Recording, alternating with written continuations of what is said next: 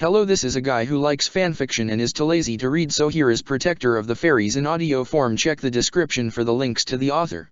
Protector of the Fairies. What's done is done. Gray shuffled along the path awkwardly.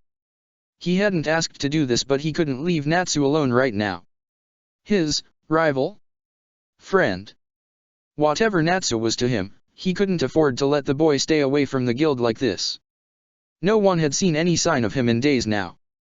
Those words Laxus said to Natsu must have hit him harder than they though. Though considering how the Dragon Slayer had looked, he must have barely understood what he had been doing all this time. Or maybe he had and hadn't been able to process it normally. The boy was still a strange one despite being in fairy tale all these years. Would Natsu appreciate him checking in on him? They fought a lot, and while they could be friends, they barely got through a day without fighting at least once. Lysina would have been a better person to talk to him, however she had been busy taking care of Myra.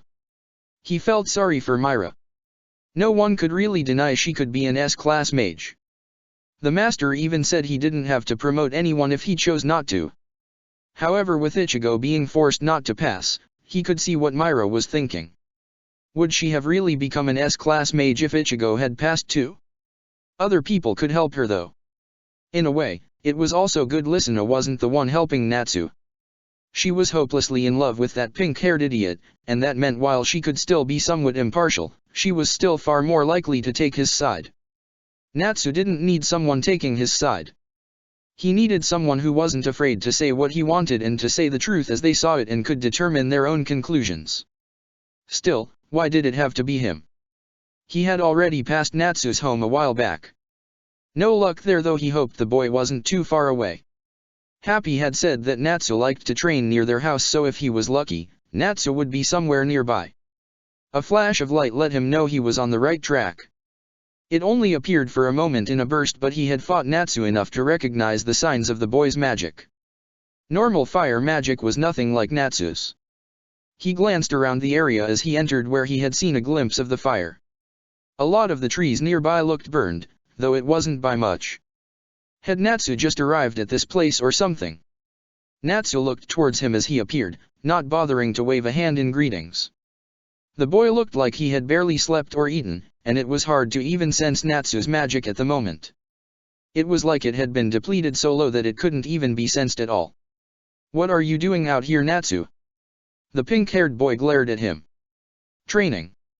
You're going to make yourself more dangerous to people." Damn it. He regretted saying the words the moment they left his mouth.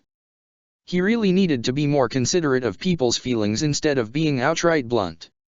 The problem was that he had never needed to hold back and watch what he said to Natsu, so it just came out naturally.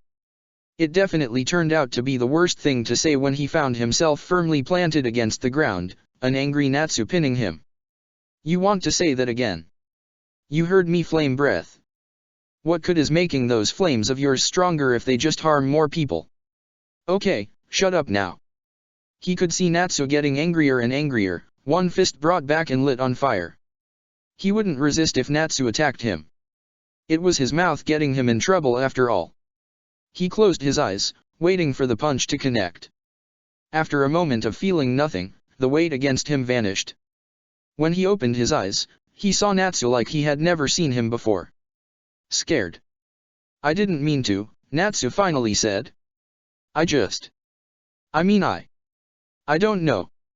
I can't explain it well." "Try." Natsu swallowed. "Igneel, he always praised me when I destroyed stuff. I broke a tree, he said good job. I broke a rock, he got me a treat to celebrate. I cause a suitable amount of damage with my magic, he'd let me have my favorite for tea that night. And I." Gray could see where this was going now. He could understand why Natsu had been so detached and found destruction funny before. "It's how you were raised, wasn't it?" Natsu looked at him curiously. "Your father Igneel, you always said he was a dragon, didn't you?" "Of course he was," snarled Natsu.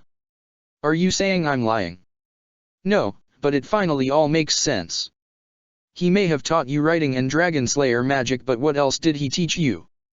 Natsu scratched his head. "How to fight, how to trust my instincts. Those are all battle-related. Tell me, Did he teach you how to interact with humans? Natsu shook his head. What about much damage people could withstand? Again Natsu shook his head. I think I understand now. Igneel was your father, but he didn't raise you as a human. From the start, it would have been strange if he had done so. To him, you weren't a human child. He treated you as if he was training his own son. Natsu growled at him.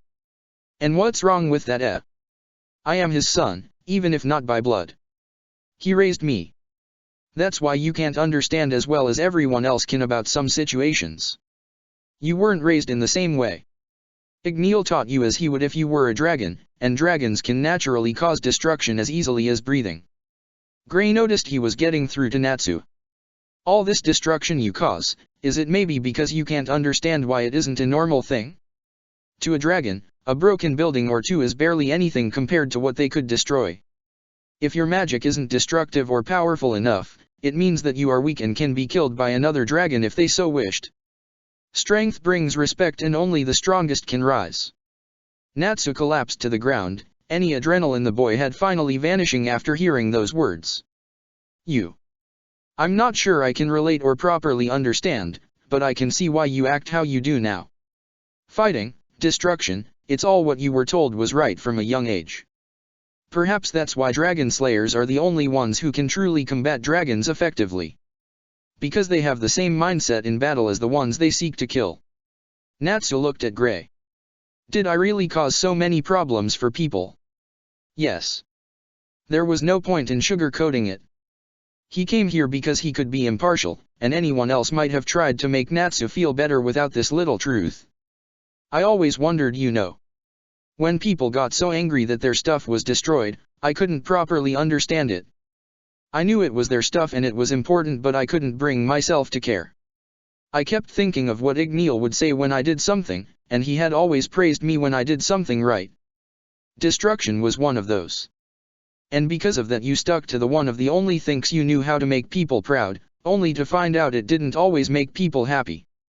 But you couldn't understand still, so you kept falling back on that same belief, hoping people would be happy of what you did, even if you knew it was wrong. Natsu looked at Gray. How can I face the guild after what I've done? No, how can I even face Ichigo? Do you think he might have understood? Asked Gray suddenly. What do you mean? He never stopped you fighting him, just limiting how often you could do it. He was certainly strong enough to put you down for the count for a while with one hit, but he never did. He just let you go ahead and try. Gray suddenly gained another burst of inspiration. In fact, he would normally give you some kind of advice recently after you challenged him.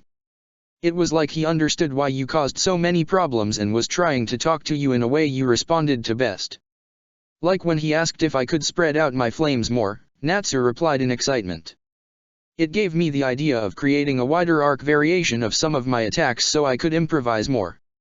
He said it would make it harder for someone to fight if I closed off possible exits with flames. So then, what are you going to do now? Natsu glanced towards the trees Gray had come from. I'll keep practicing the last thing he asked me about. And what is that?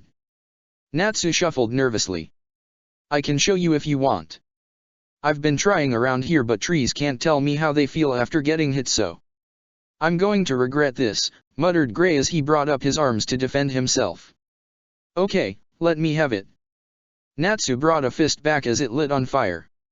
He took a few steps toward Gray before swinging his fist at the ice mage, connecting against the guard Gray had put up. Gray found himself being forced backwards slightly from the force of the strike, but it wasn't anything new. But something was off though. Why did the flames feel so weird? Well, what? Natsu scowled. Did I burn you? Gray frowned before looking at his arms. He could see some slight burns along his skin, but how had that happened? He had barely felt the heat from the fire. What are you planning? It's not complete yet, but I'm sure I can find it. Even if I fight more carefully, I can't stop the destructive power my flames have. So I'll how to control them. I'll learn how to strengthen and weaken the force behind them, and I'll learn how to create flames that can't burn. Gray hid how impressed he was at that idea. Natsu's flames were certainly dangerous. If he really managed to make flames that didn't burn his enemy, he could fight without holding back against those weaker than him. After all, without the burning element of the flames, all they would have would be the concussive force from his attacks and the amplification of his limbs. So that was why the trees weren't as burned as they should have been. Because they weren't meant to be burned. And if a widespread attack could take down his enemies with concussive force alone, how strong would it become when used normally?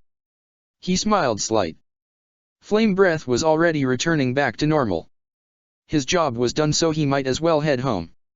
And train too. There was no way he was falling behind his rival.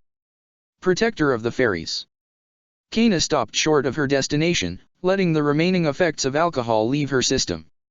Since Ichigo had left, the guild had been quiet. Natsu went away somewhere, Myra hadn't been seen much, and even the people in the guild hall had barely spoken. As for her, she had been drowning herself in alcohol, drinking far more than was healthy even for her. She was sure she was going to pay for it later, as she could already sense the headache kicking in and could feel her body being more sluggish than normal. Did she really care though? She failed the trials again, the guild was almost in ruin from Ichigo's disappearance, and she had once again failed to even get the courage to face her father. Laxus's words had yet to leave her either. If she had worked together with Mistogin, she could have passed. She was sure they could have coordinated their attacks better that way, even if they weren't as comfortable as others with working together. But she didn't. She believed she could fight on her own, despite how she knew her magic could never match up against someone of Laxus's level. It was a major weakness of her card magic. It could be powerful in combination, but that was the key. It was a support type, yet she kept trying to reach for the front lines. Was it because of her father? He was the ace of Fairy Tail, a monster among monsters who fought there at the head of the group. She wanted him to acknowledge her, but she couldn't be weak when he found out. She was his daughter after all. She had to be stronger to finally face him and tell him the truth. Was it wrong to want to be like him? The master had told her multiple times that she had the magical power to branch into another area of magic, and card magic didn't have very far to go in it. It wasn't like what Levi could do with her solid script, since there was a limit to the amount of spells it could produce. It was a magic that could not evolve very far, which was why few had ever used it. She had always liked fortune telling, and she had enjoyed the ability to do so with card magic. Yet no matter how many times she had tried, she could never see her own future. She was blind to what she needed to do and was lost. Was this why she had found herself following Levi around right now? Maybe because she admired the blue-haired girl. She had taken solid script, a more support type of magic, and was turning it into one that could compete with the offensive types. Could she do the same? Could she take up another branch of magic, one based on offensive power, to grow stronger? She would be the first to admit she wasn't good in teams. She couldn't even remember the last time she was in one before Mistogin. Ichigo's team included Laxus, someone who you would never believe could work together with others. Maybe she could learn that too. She wanted to be better than she was. If she was that little bit stronger, if she could work together that little bit better, then she could reach a higher place than before. Maybe she could get to the point where she could look at her father and tell him the truth. What a day that would be. But she couldn't focus on a what-if situation right now. She forced her feet to move her forward, getting closer and closer to the wooden house that Levi had entered. When she reached the door, she raised her hand hesitantly, prepared to knock. What was up with her? All she had to do was place her hand against the door. It wasn't hard. She could do it easily. Yet why was she so scared? Was it rejection?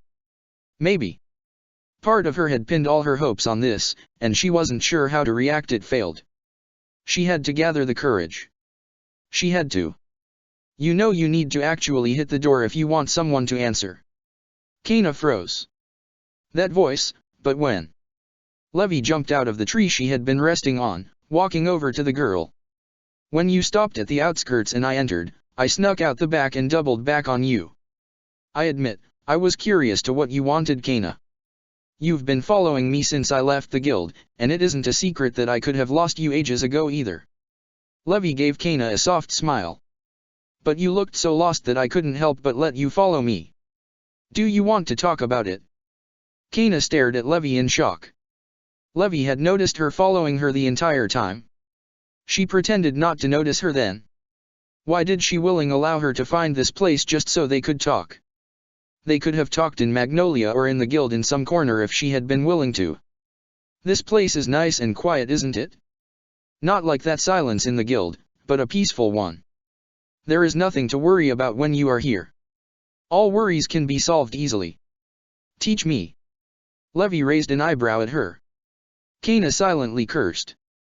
She hadn't meant to blurt those words out. Was she really this desperate? Her voice had certainly made her sound like it. Why? Kana could feel her hopes being crushed by that one word. Why? Why did Levy keep repeating that word? Just say no already. Don't drag it out. Levy tilted her head before realizing what was going on. I'm not saying no here. I just want to know why.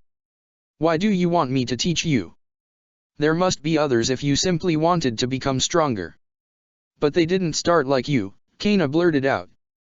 You changed what everyone expected your magic was capable of to something new and great.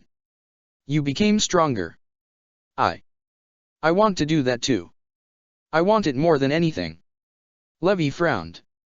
I'm not just strong because I can cast strong spells, you know. Team Fairy has more than just power in it. We work together. It's the only way you can coordinate a team that had people with as much magic as Ichigo and Laxus. Teach me that too. Please. I don't know how to work together. But still, I want to be stronger. I want to be able to fight both on my own and with others. I don't want to keep failing again and again. Why? Kana looked up at Levy desperately. Levy just repeated herself. Why? Why do you want to be strong? Do you just want to be an S-class mage? Kana hesitated for a moment. Did she dare say her true reason? She had told no one. Not even the master knew. But if this was her only shot then. I want to face him. My father. I'm not strong enough. I'm weak. I'm so weak compared to him. She could feel tears pricking in her eyes, but she refused to show weakness like that. She had lowered herself this much already, and she couldn't give up that last bit of pride she had left. She refused to. It was all she had left right now. Levy smiled at her and stretched out a hand. Come on then. I'll help you get there. Protector of the Fairies. Lysina carefully opened the door to her sister's room before carrying in some food for the girl to eat. Myra had not left the room in days, wallowing in pity and insecurity. She couldn't call her sister out on it though. She was too kind by nature and could only give reassuring words. She wasn't the type of person who could break her sister out of this funk very easily. Given time, sure, but how long would that take in the first place? She placed the tray on the table near her sister and left, hearing a soft thank you as she left.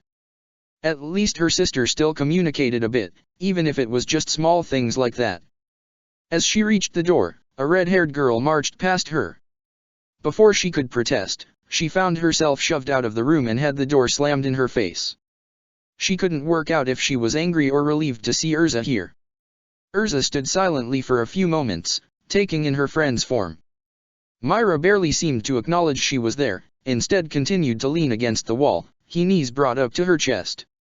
Without any warning, Urza marched over to Myra, grabbed hold of her, and proceeded to pull Myra to her feet and slam her against the wall.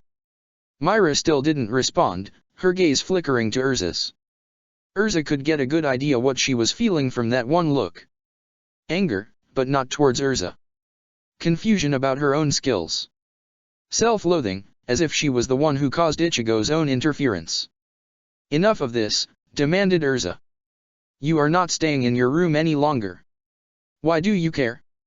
Myra's voice was so dull and not anything like her usual tone. A statement from Urza like that would have sent both of them into a fight by now. Urza's voice softened slightly as she spoke her next few words.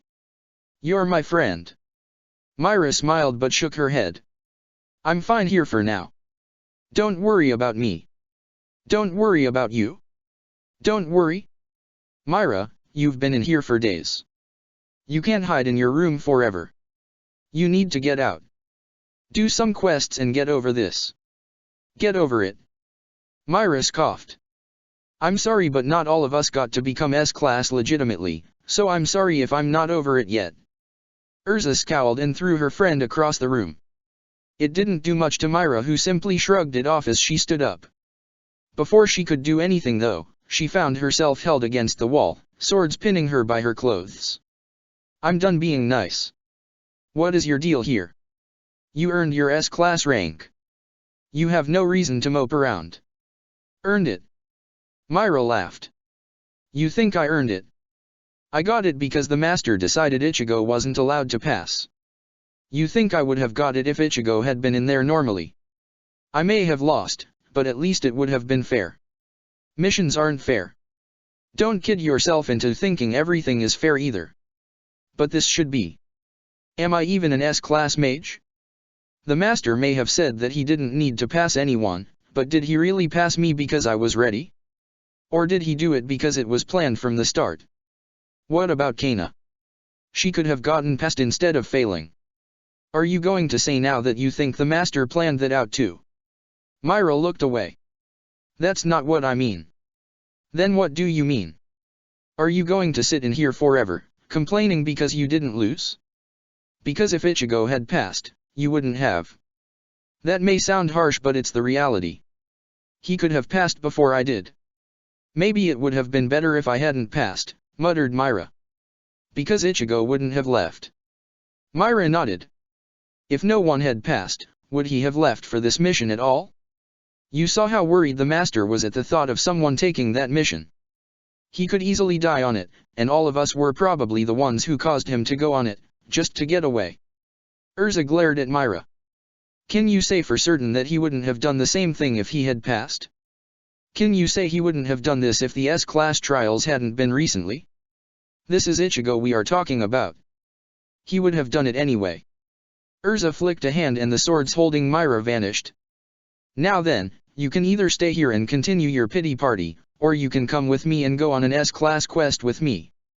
I still want to show you how they work in reality, and I don't plan to do nothing while you whine in your room. Myra watched Urza leave before looking down at herself. What was she really doing in her anyway? She didn't like acting like this. She was being foolish. She was being weak. Listenal looked up to her, and Elfman respected her for how she was. If she continued like this, she would just be tarnishing what they believed in about her. She forced herself to her feet and slowly made her way to her door. Her feet were a bit weak from staying in that same position for so long, but she got there in the end. Urza smiled at her as she stepped through the threshold, offering a hand. Myra took it. Protector of the Fairies. Laxus sat by himself in his room, piles of notes and plans resting on his desk that he would glance between at random intervals. It wasn't enough. He thought he had gotten everything off his chest when he confronted his grandfather, yet all he could feel was anger. So much anger that he couldn't deal with it. He wanted to lose it. He wanted to go on a rampage and destroy everything just so it would calm him down. If Ichigo was here, they could have just sparred. It was what usually rid him of his anger and tension.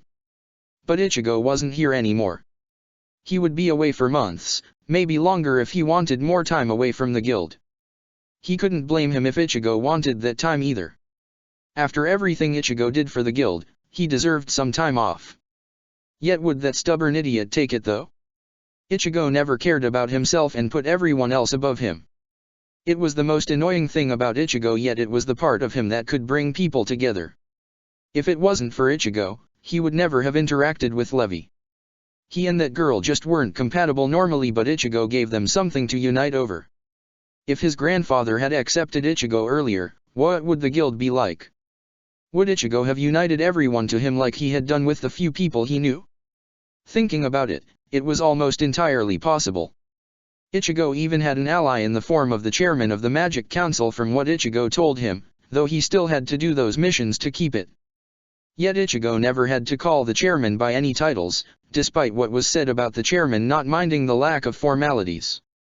And not to mention that the chairman even helped train Ichigo.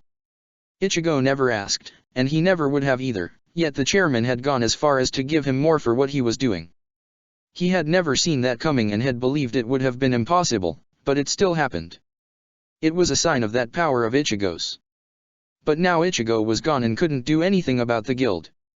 As much as he wanted to get Levi's help, the girl was too timid at times, but she was also too nice and kind. She couldn't do what might be necessary one day to change it. He could though.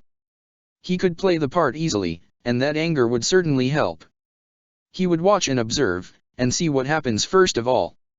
He'll watch the world's reactions and decide from what he'll see.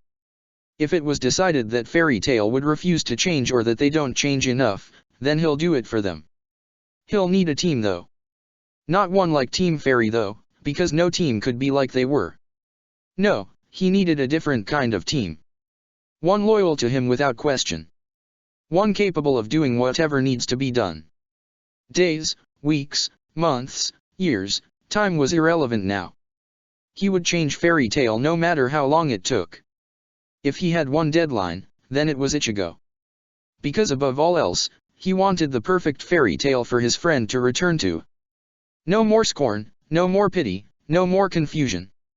He'll make Fairy Tail the strongest in the world, and he'll leave the space he promised to Ichigo all those years open for when Ichigo returned. The Ace's spot. Protector of the fairies. Makarov reached towards the mug and downed the rest of the liquid inside it. It was a repeated method by now. Sleep, wake up, shrink, eat a bit, drink some more, then start from the beginning.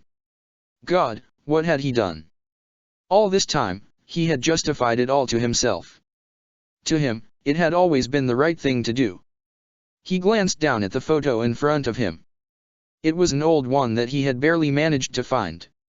It was about the time where Happy had been born if he remembered correctly.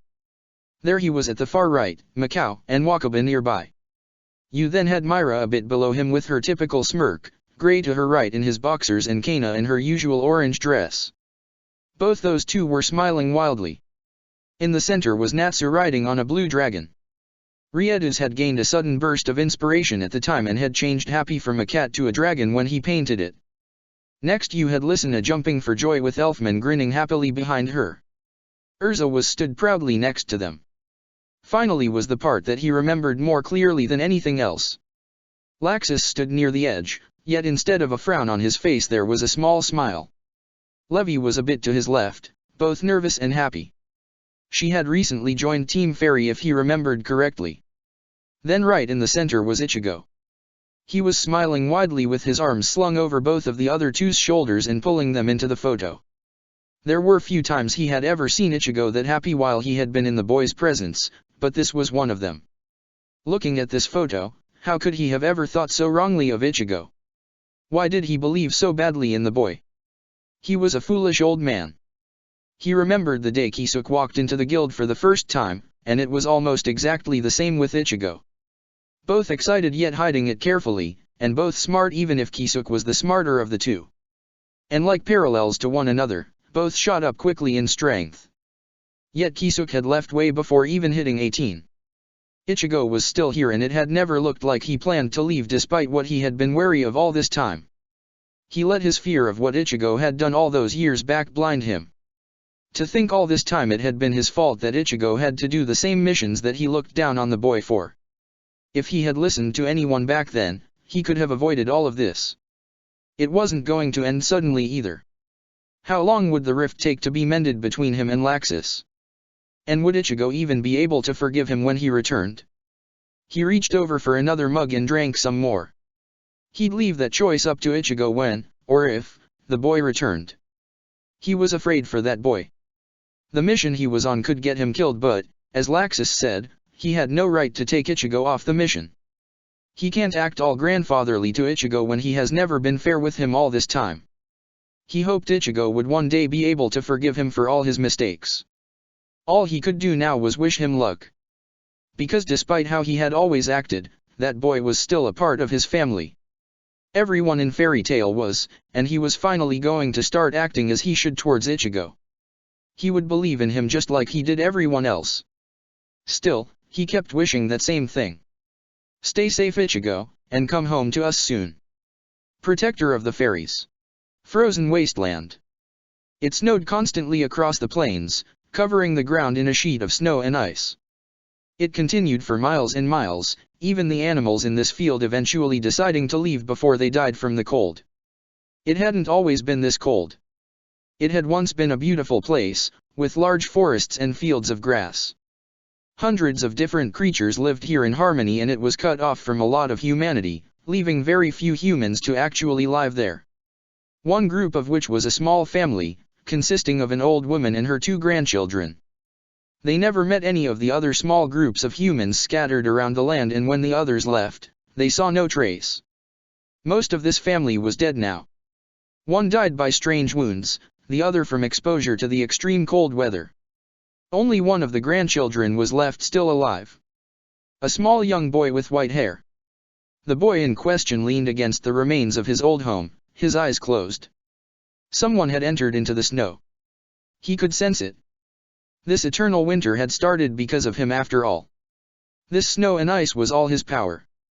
Why had some entered this place? Few did beforehand, and even less had done so after the change. Most people had a tendency to die not long after entering his domain.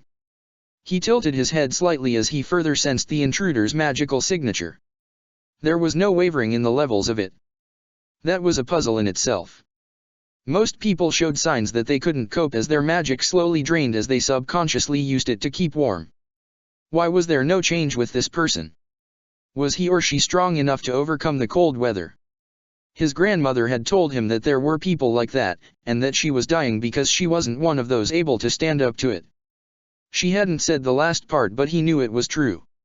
His power was strong, and he didn't have very good control over it. As such, it leaked out and killed anyone who wasn't strong enough to survive it.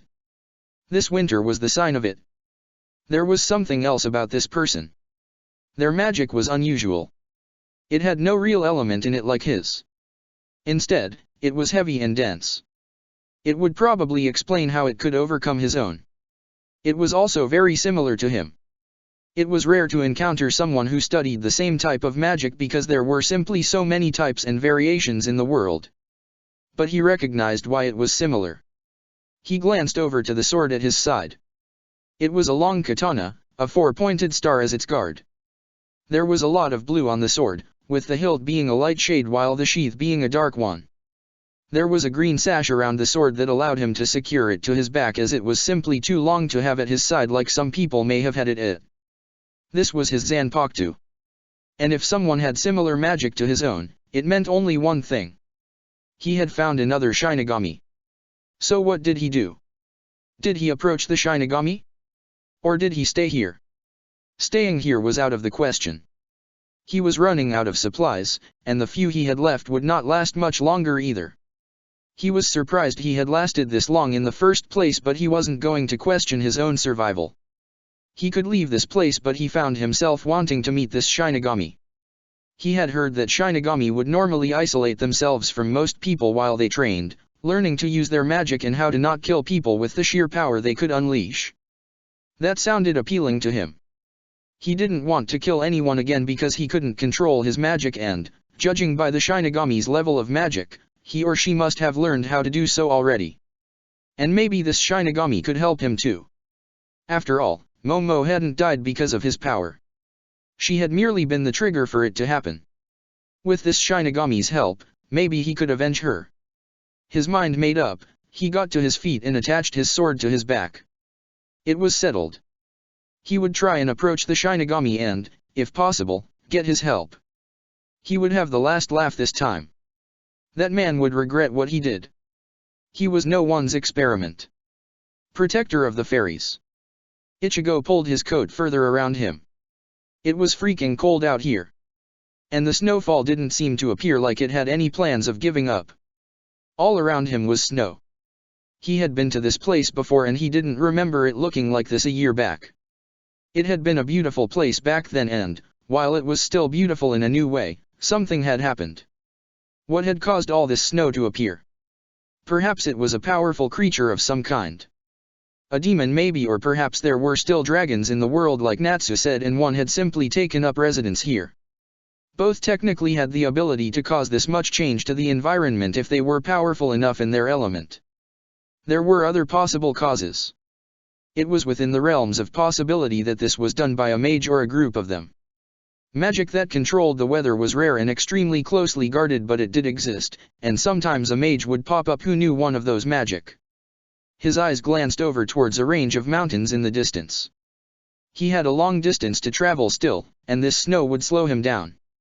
His magic protected him, but it was still cold and he would need shelter at night for when he slept.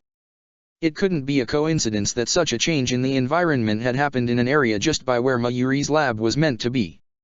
It had appeared recently and the lab must have been set up years before, but the sheer proximity did bring up some questions. Did Mayuri mess around with magic too much? He didn't know what the experiments he was conducting were, but they probably weren't good. This entire place could be the result of an experiment, and it was impossible to know if it had been a failure or a success. He froze as he took another step forward. Someone was watching him. He didn't move straight away, just letting his eyes glance around the snow. Eventually, he started moving forward again, his eyes still observing the surroundings. There, right at the edge of his sight, he saw a slight bit of movement. He kept walking this time, not allowing his watcher to realize he had been spotted. It appeared to work. The watcher seemed to relax more from what he could see at this distance and slowly began to follow him cautiously. Something was familiar about the watcher's magic. It was a bit like Gray's, so that meant that the watcher had to have some kind of magic relating to snow or ice. Maybe this entire place was a result of this person. Why would a mage with a similar type of magic be mysteriously out here otherwise? This mysterious watcher, however, seemed quite small, even at a distance. It looked almost like a kid. A kid causing all of this? He supposed it was always possible. He was a walking example that age could be deceiving. The kind had a lot of magical power too. A hell of a lot. And he felt similar to him as well. He purposely stopped this time, turning to face where the kid was hiding. He knew what the kid was now. A Shinigami. He could see slight movement from the kid, as if debating whether to come out of the hiding spot or to run instead. Ichigo waved over at him. Better to show he wasn't going to hurt the kid before the kid ran. It was rare that he got to meet other Shinigami other than Juashiro and the odd meeting with Kisuke. This would be the third Shinigami he would have met. The kid slowly walked forward. As the kid got closer, he could see the kid was a young boy with white hair, an exact match for the snow around him. Whatever clothes the boy had been wearing were fairly worn. They would have been quite nice clothes at the time, but now they were just a bit better than rags. How long had the boy been out here for?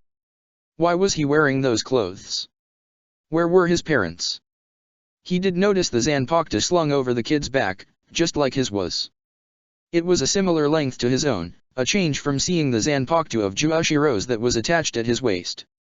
He had heard that not many Shinigami went for longer than average Zanpakuto and instead stuck with the basic length. The boy could change the length if he wanted, but he was unlikely to have done much of his training yet.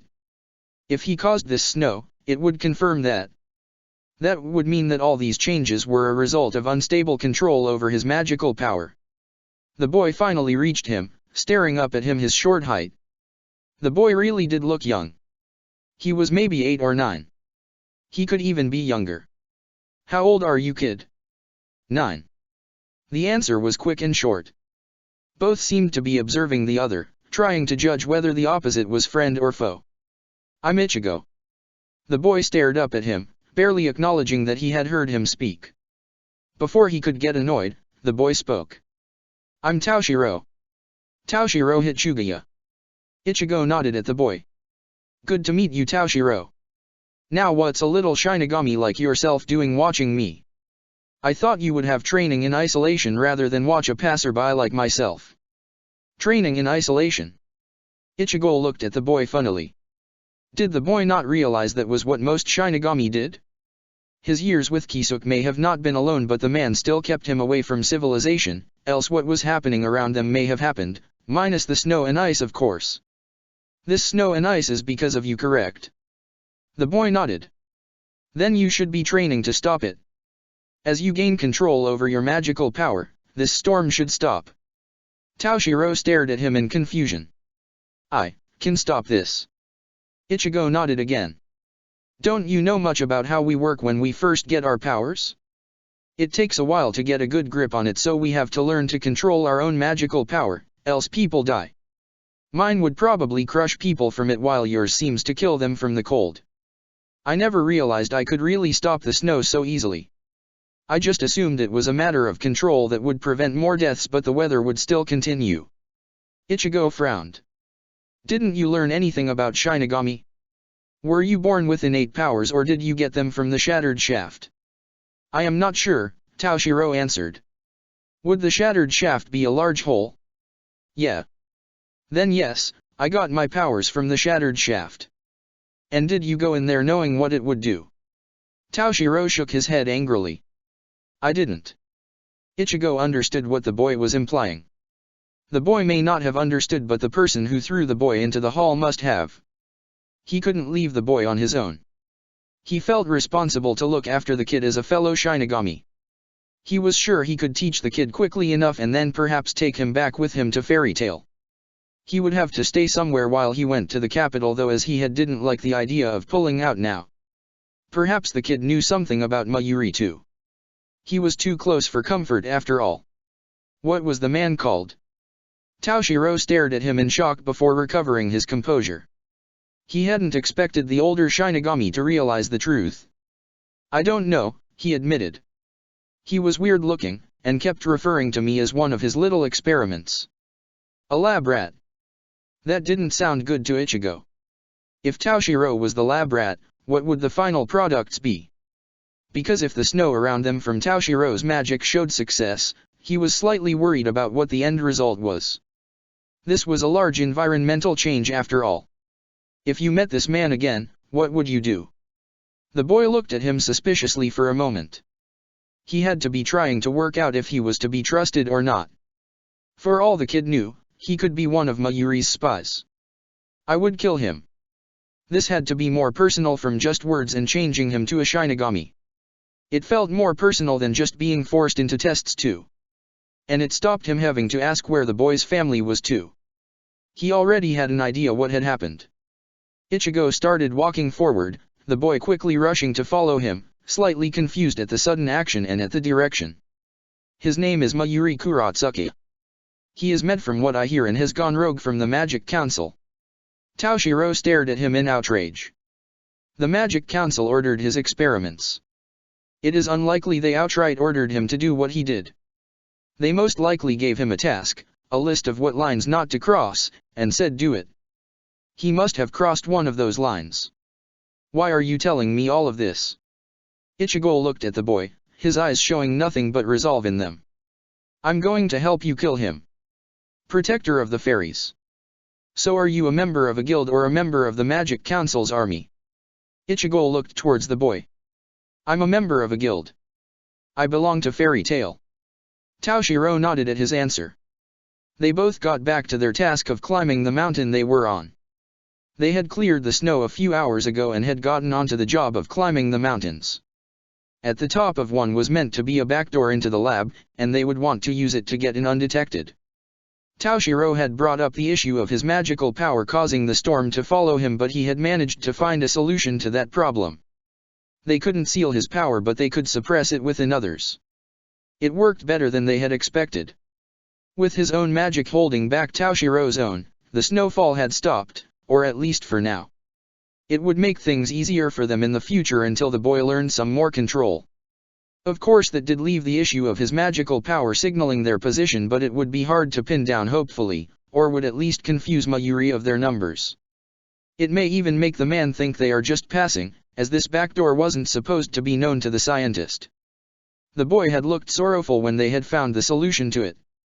He had even admitted that he had wished they had found the solution a while back. Ichigo didn't pry. Some people just didn't want to talk about their past after all. God knows he was the same with his father and his sisters. His mother was even harder. He allowed himself to refocus on their progress. It would still take a few more hours to get to the top of this mountain. Maybe longer with Taoshiro here. The boy hadn't had as much physical conditioning as he had. It was a shame he couldn't use Shunpo, but he had decided it wasn't worth it yet. A single step might be enough to tip Mayuri off. Nothing said that the man had been discovered than a Shinigami appearing right on your doorstep. It helped that their Zanpakuto were attached to their backs. It would be much harder climbing if they were at their sides, constantly getting in the way. That reminded him that he hadn't spoken to Zanjitsu much since the S-class trials. The old man had been right in a way when he said that he didn't want him to go there. He had been trying to protect him from learning about the fall of the Shinigami, and what could have been his home in another time. "Hey Toshiro!" The boy stumbled, grabbing hold off a rock as he started falling before Ichigo's hand grabbed him and threw him up onto the platform above them. "What?" asked the white-haired boy as Ichigo pulled himself up onto the platform and sat down next to him. "How much do you know about Zanpakuto?"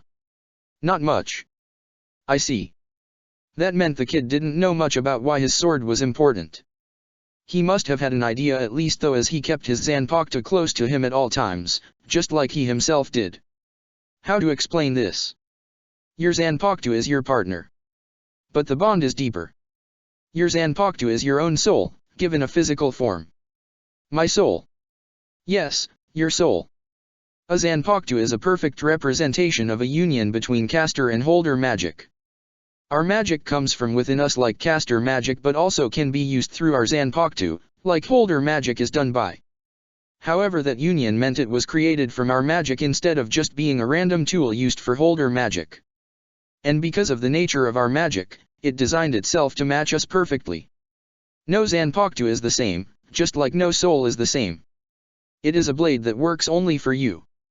Because it was made from your soul though, it becomes more than just a blade. Only a Shinigami has a Zanpakuto because a Zanpakuto is part of the wielder. That part of them can be seen in an inner world of ours." Toshiro tilted his head curiously. "An inner world?" Ichigo drew his sword from his back and laid it on his lap.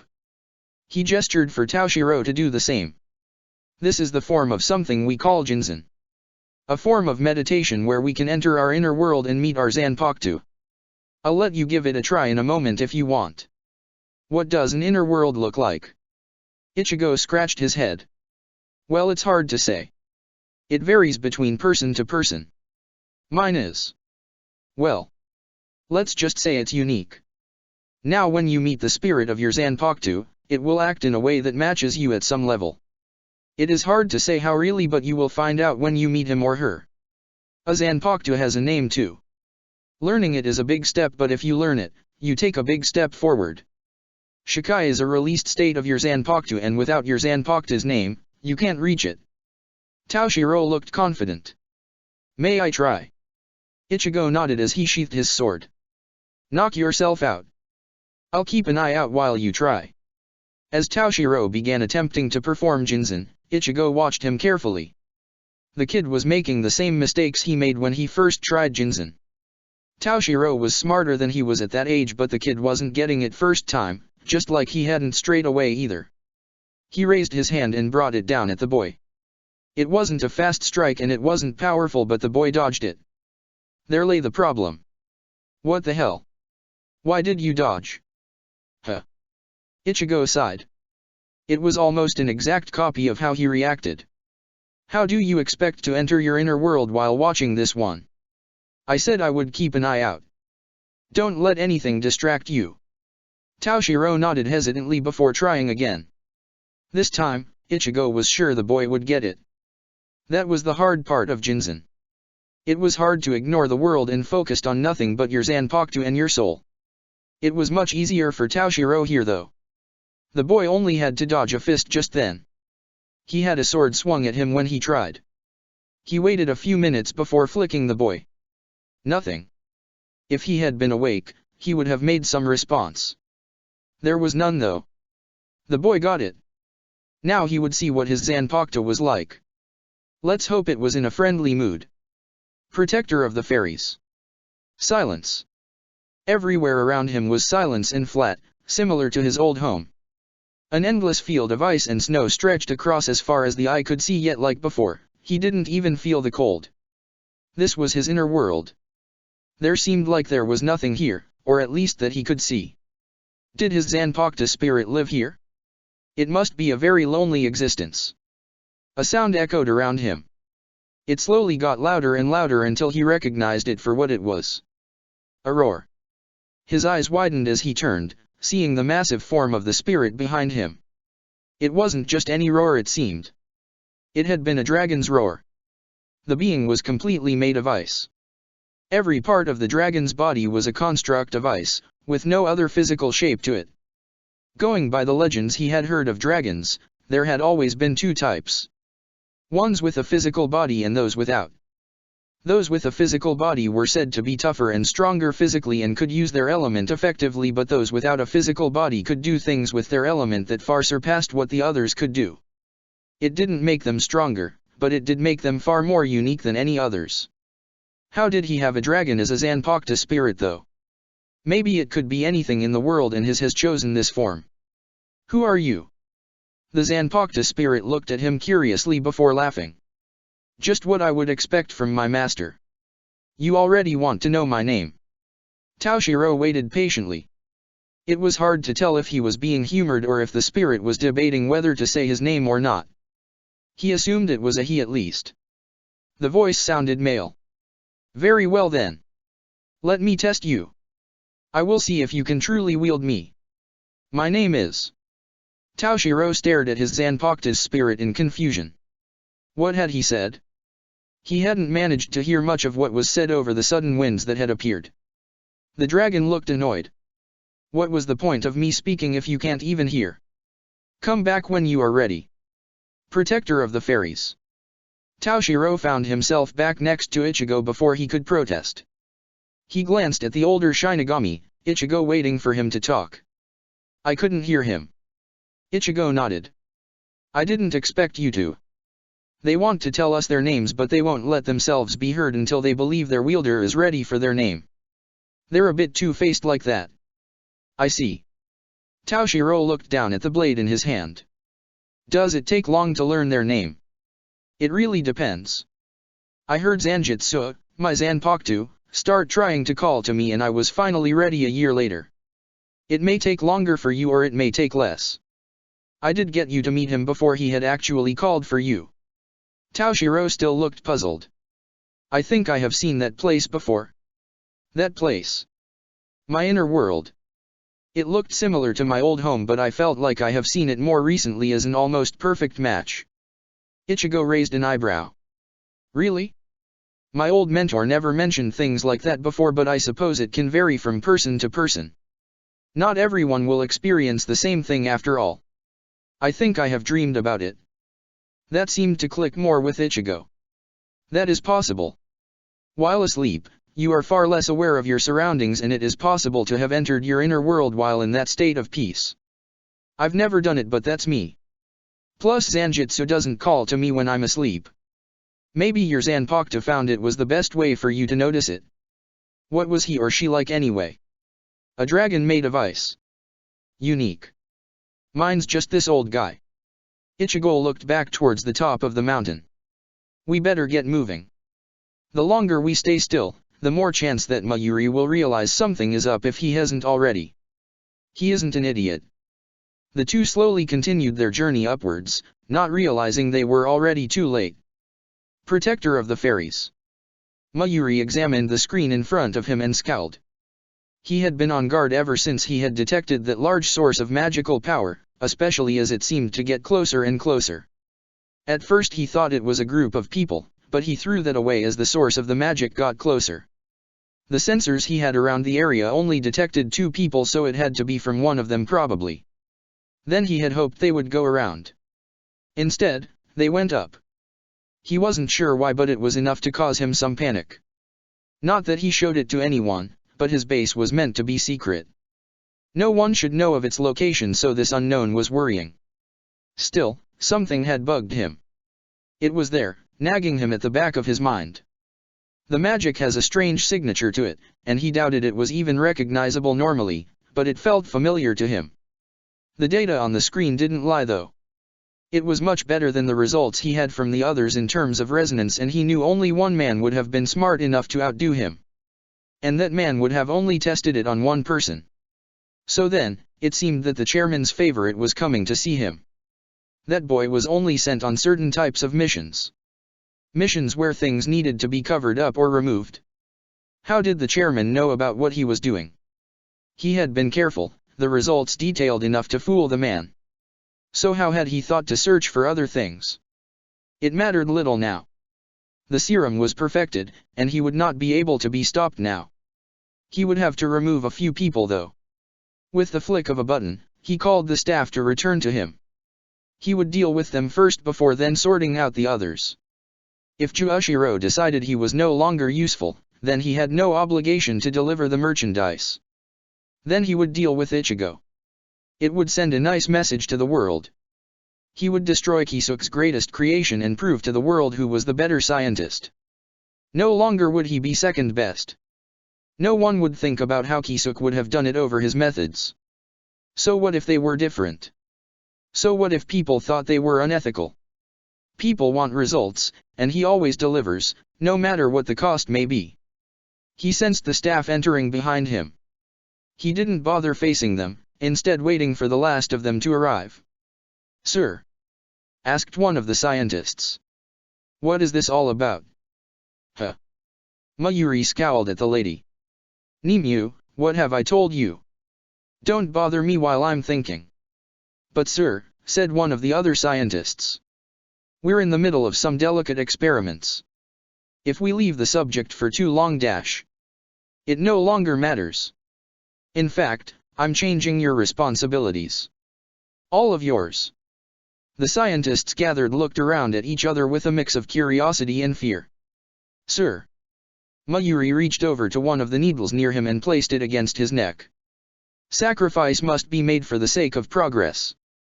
Thank you for your dedication to science." The needle plunged into Mayuri's skin and the people behind him could only cower in fear before eventually all trying to run. It was already far too late. Protector of the Fairies. A man looked up from the paper he had been given and tilted his head curiously as the people observing him left. That was a surprise. He had heard the bell go off and he could only assume that Mayuri wanted everyone to meet him. Something was wrong. Mayuri didn't do staff meetings.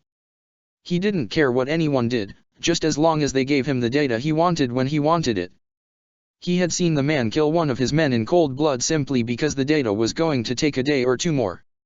That day had been bad. He didn't particularly care for the dead man, or any of the staff really. The days where Mayuri observed them though were always tricky. Tasks weren't always obvious and sometimes he just wanted to test the worst things imaginable. Like how long they could take being roasted by fire before they screamed out in pain. Still, this was one of the best times he would ever get. If there was anyone he cared about in the world, it was his family. Not his old one, they would never understand him and he could never trust them. His new one was all that was important. They needed no one else, just as long as they had someone who understood what they were because they were the same. He had wasted too much time in thought. He stood up slowly, watching how the restraints tried to keep him down before he snapped them with a swing of his hand. They had no idea of what kind of power he and his family had, and it would now work in his favor. The alarms at the screens flashed but he was already over there, silencing them and stopping it from sending an alert over to Mayuri. With the staff gone, no one would know he had escaped before it was too late. He took one step towards the direction of his family when a feeling of dread filled his heart. And then the explosions happened. It was far too late. Protector of the Fairies. A baby's cries. Ichigo grabbed for Toshiro just as he was about to fall, pulling him back towards the cliff edge. "What happened?" the boy asked. Ichigo scowled and looked towards the top of the mountain. "You felt that just now? There was an explosion somewhere. And I don't think it was a coincidence that it happened now." Ichigo sighed before grabbed the boy. "Hold on. If they know we're coming, we need to be faster." Before Toshiro could protest, the two vanished in a burst of shunpo, reappearing at the top of the mountain within a few steps. Toshiro immediately broke free of Ichigo's grip and fell to the floor, disorientated. "What was that?" "Shunpo. It's a basic technique once you gain Shikai. Lets you move from one place to another within very short amounts of time." Toshiro slowly forced himself back to his feet. "Does it always feel like this?" Ichigo smiled at the boy. "Constant use is meant to take away any feelings of nausea or confusion you would get from using it. I don't blame you for not coping well the first time. You're 9. You aren't meant to be using Shunpo yet. Ichigo turned his attention towards the area they had arrived in. What he needed to find was the entrance. It was meant to be hidden somewhere that Mayuri wouldn't have thought to look, yet strong enough so if he had found it, he couldn't block it up. He closed his eyes and concentrated. The best way to hide something if Juashiro wanted it a secret would be to layer it in Kidu. A barrier over a barrier would do the trick. One to hide the entrance and protect it, the other to shield the spell's magic from normal detection methods. And it was there. It was a fairly elaborate one from what he could sense. But how could he sense it this well? Shouldn't it be secret? Did Juashiro plan this? Had Juashiro always been aware that this man would go rogue, and had believed that he would be able to stop him? Had he been keyed into the spell as a precaution for this eventual day? Juashiro really was always one step ahead of most people. He could understand from this why so many people obeyed him without question. It wasn't just his power. That kind nature distracted them from that power and let them focus on his mind. Someone that kind didn't end up in such a high position of power because they were just kind after all. He walked towards the area where he could feel the Kidu and reached towards it. He felt the magic in it reaching out towards him and testing him, trying to work out who he was. A quick flare of his own magic had the barrier retreating in on itself, collapsing as if faded away. Kidu barriers were always strong, but they weren't made to turn on and off at will except for a select few. Most were either on and running or off and destroyed. There was no in-between for basic barriers like this. As the barrier disappeared, the two Shinigami were treated to the view of a large hole in the ground, no light in sight down there to guide their path or let them know how deep it was. "Are you ready?" Toshiro looked at him and nodded confidently. Ichigo grabbed hold of the boy again and swung him over his shoulder, much to the boy's annoyance. There wasn't much he could do about it though. Shunpo wouldn't be very helpful here if they couldn't see where they were going, so he would have to simply jump. And jump he did. He backed off slowly first before leaping into the hole. There was no other way to go, so they had to move forward through the path they had. And within moments, they were plunged into darkness, neither making a sound in fear of triggering something or awakening something in the darkness. Energy quickly gathered in Ichigo's palm before he fired it as a blast of Okasan. It lit the path ahead of them, allowing him to use his magic to create small platforms in the air to help him maneuver and dodge any dangers from the random rock edges that stuck out from the sides of the hole. The light suddenly flashed brightly for a moment before it faded away. Was that mean to happen? Ichigo ignored Toshiro's sudden burst of panic as he reached and drew his sword, energy gathering around it. He pointed the sword in front of him and let the energy flowing around the blade spread to shield him and Toshiro. As they were about to reach the area where the light disappeared, Ichigo unleashed the energy from his sword, the Getsuga Tenshou blasting away the obstacle before he grabbed hold of the air and slowed himself, his feet hitting the ground below. He dropped Toshiro to the ground while he looked up at what they had crashed through. It seemed that the metal above them had been constructed to be fairly weak, so his attack had broken through it like a knife against butter. It must have been Juashiro's work again. Have a roof that appears the same somewhere where Mayuri won't look and hope no one ever tested the metal. They were in now though. The question was where Mayuri would be. He slowly stopped trying to suppress some of his magic and let it flow out normally. "What are you doing?" asked Toshiro in anger and confusion. "Do you want him to find us? He already knows we're here. Why bother hiding that fact?" "I'm letting my magic spread out more so to disrupt his methods of sensing us." Ichigo looked around at the two paths they could take. "With my magic being at its normal rate, he will know I'm here but not where I am. You simply can't have that much magic in one area and not have it spread out unless you can force it to stay still. Hence he won't be able to work out where exactly I am within the base, just that I am there." Toshiro seemed to understand. "So now that you aren't using your own magic to suppress my own, it allows it free reign and, like yours, mine can spread out too now. In theory, it should be enough to confuse him. In practice, well, we'll see for ourselves." They glanced down the paths they had to take. Toshiro nudged the older Shinigami. "Should we split up?" "No.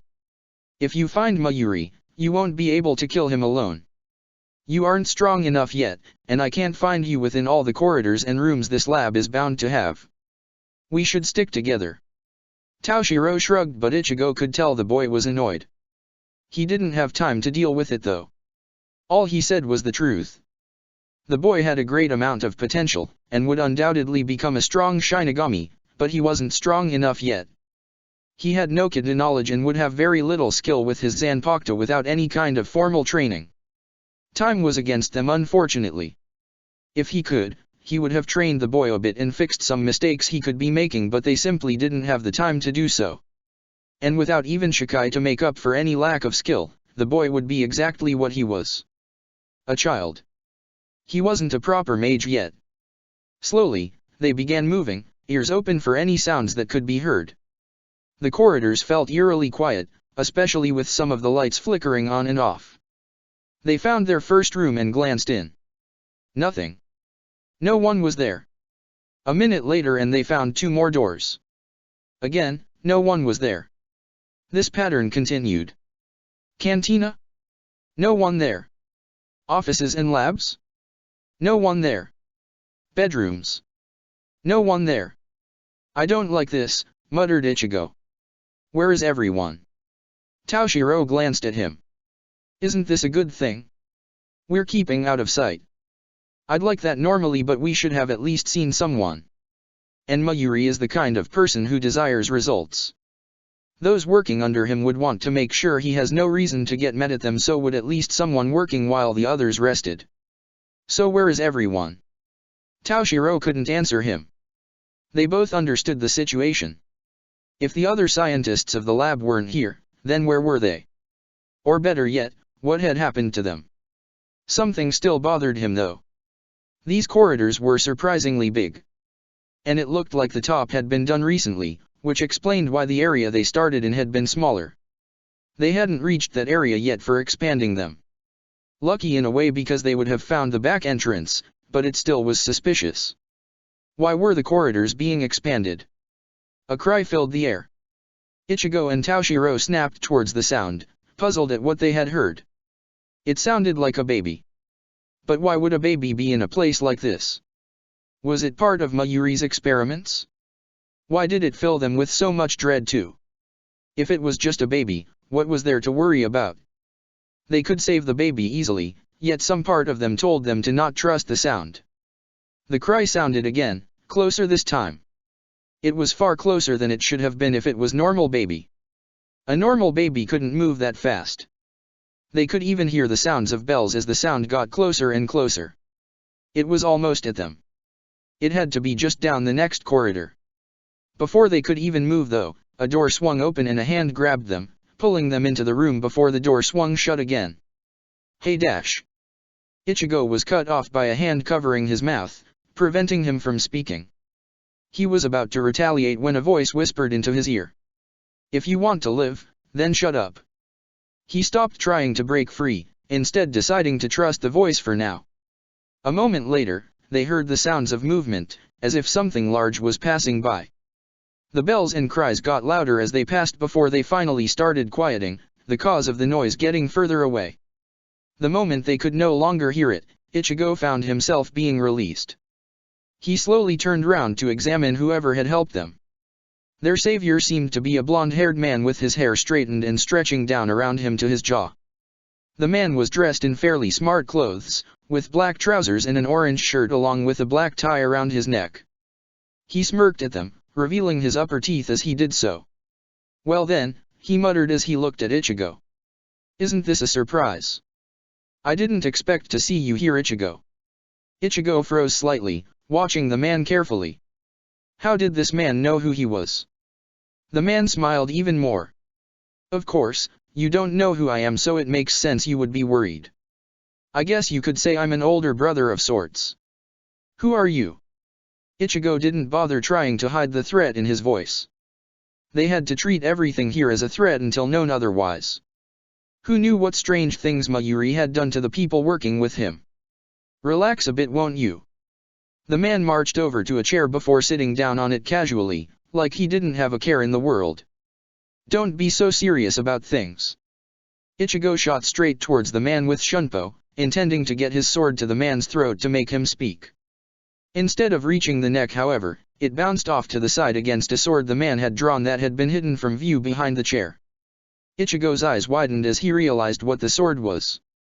It was a Zanpakuto. Before any counter-attack could be made, he had already retreated, though he looked at the man in surprise that no counter-attack had been even attempted. Surely it would have been the best chance to do so. The man raised a finger to his lips. You may want to calm down. I can feel the panic you're feeling through your magical power. And I doubt I would be the only one. Who are you? The man sighed. Calm down first. Do you want to be interrupted? Slowly, Ichigo breathed in and out, making sure to get his magic back under his control. He looked back towards the man expectantly. The man sighed again. You're no fun. Oh well. A deal is a deal after all. My name is Ijin Okari. Ichigo frowned. What kind of name is that? The man smiled. Sorry. I forget not everyone understands me when I do this. I have a very good talent of reversing things after all. A hand was outstretched towards Ichigo. Let's try again.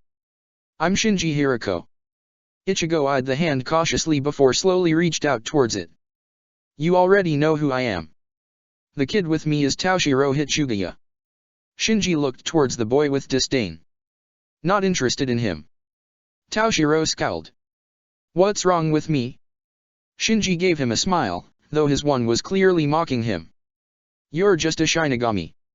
You're nothing like me and Ichigo, so why should I pay you any attention? Maybe later you can prove to me it's worth acknowledging you, but for now, you are nothing but trash. And what is wrong with being just a Shinigami? Shinji looked up at the orange-haired speaker. Isn't it obvious? One of the primary reasons they exist is to slay hollows. People like us are not natural. They can't understand the nature of us, and that never ends well for people like us. People like us. Shinji looked at him in genuine confusion. You do understand what you are, don't you? You were the one Kisokura trained after all. It is only natural that he would want to make you understand the powers he gifted you. He trained me in my Shinigami powers for a few years and then left me to it. I'm not sure how we can relate to one another. I see, muttered Shinji. That means you don't even understand the danger you're in. You won't even recognize it. They are tricky creatures after all, sneaking up on you and slowly devouring you from the inside. Ichigo started to worry. What are you talking about? What creatures? What's devouring me? Have you ever felt that something else was inside you? That sometimes you can hear something that isn't your Zanpakuto? Something strange. Ichigo nodded. A few times. I heard this voice once years back and once again recently. I was unable to win the fight I was in and I let him take control. You did what? Shinji rushed towards him, grabbing him by his shirt. Are you an idiot? Do you have any idea how dangerous that was? You can't trust a hollow like that. That's exactly what they want. They want you to let them in until they completely dominate your mind and become the one in charge. Hey. Hollow. You really don't have any idea, do you? You're a Vizard, a member of the masked army. And you're the original too, the one who this entire project was based off. The greatest creation of Kisokura. Creatai The wall behind them crashed open, pelting them with the rubble from the wall as they increased the distance away from it. Found you. The voice sounded childlike, but it was so sinister and creepy to hear. What was causing the sound? Hada number 54, Hyene. An oblong blast of purple energy shot off Shinji's hand and flew into the hole. A scream of pain emerged, but before anything could happen, a small orange barrier appeared over the hole and Shinji started pulling them towards the door. We need to move now. I'll answer everything later, but we need to move. What the hell was that? One of Mayuri's test subjects. Shinji laughed. I wish. That's the man himself. That's Mayuri Kuratsuki, one of the smartest men in the world. And I have no idea what he's done to himself. That's him. Toshiro was about to turn around in range when he found himself being picked up and swung over Ichigo's shoulder again. Hey. What's the big idea? That's the man we need to kill. Are you an idiot? asked Shinji. Do you even know what he's capable of? Why do you think Ichigo is running too? He has no idea of what Mayuri is capable of, so at the very least, he is trying to go somewhere that benefits him more than Mayuri to compensate. Toshiro looked towards Ichigo and saw the intense look of concentration on his face. Ichigo suddenly turned his head towards Shinji. Do you have any idea what he is capable of? Shinji's expression darkened for a moment. Yeah, I know perfectly well what he is capable of. I saw the results, and it is extremely effective. I'll put it in other terms to help clarify what I mean. There were 8 of us to start with, and I'm the last one alive. Ichigo looked at him sadly. I'm sorry. There's time for that sappy stuff later, said Shinji with a smile. First thing to do is kill that bastard. They turned a corner and found themselves in the entrance to a long stretch of ground. Shinji looked along the path and nodded. This will do. Are you sure? There must be an area that is more open than this. There is. It's back the way Mayuri was. We can't reach it without having to go through him, and that isn't very wise in those smaller corridors. What's so special about this one? Asked Toshiro. It looks exactly the same as the others. Pay more attention, idiot. It's wider than the others. It's more of a central hallway than anything else, but it is nice and open. How does that help us? That's how the others died. Shinji's expression darkened again. We thought our power would be superior, and it was, but we couldn't make use of it in time.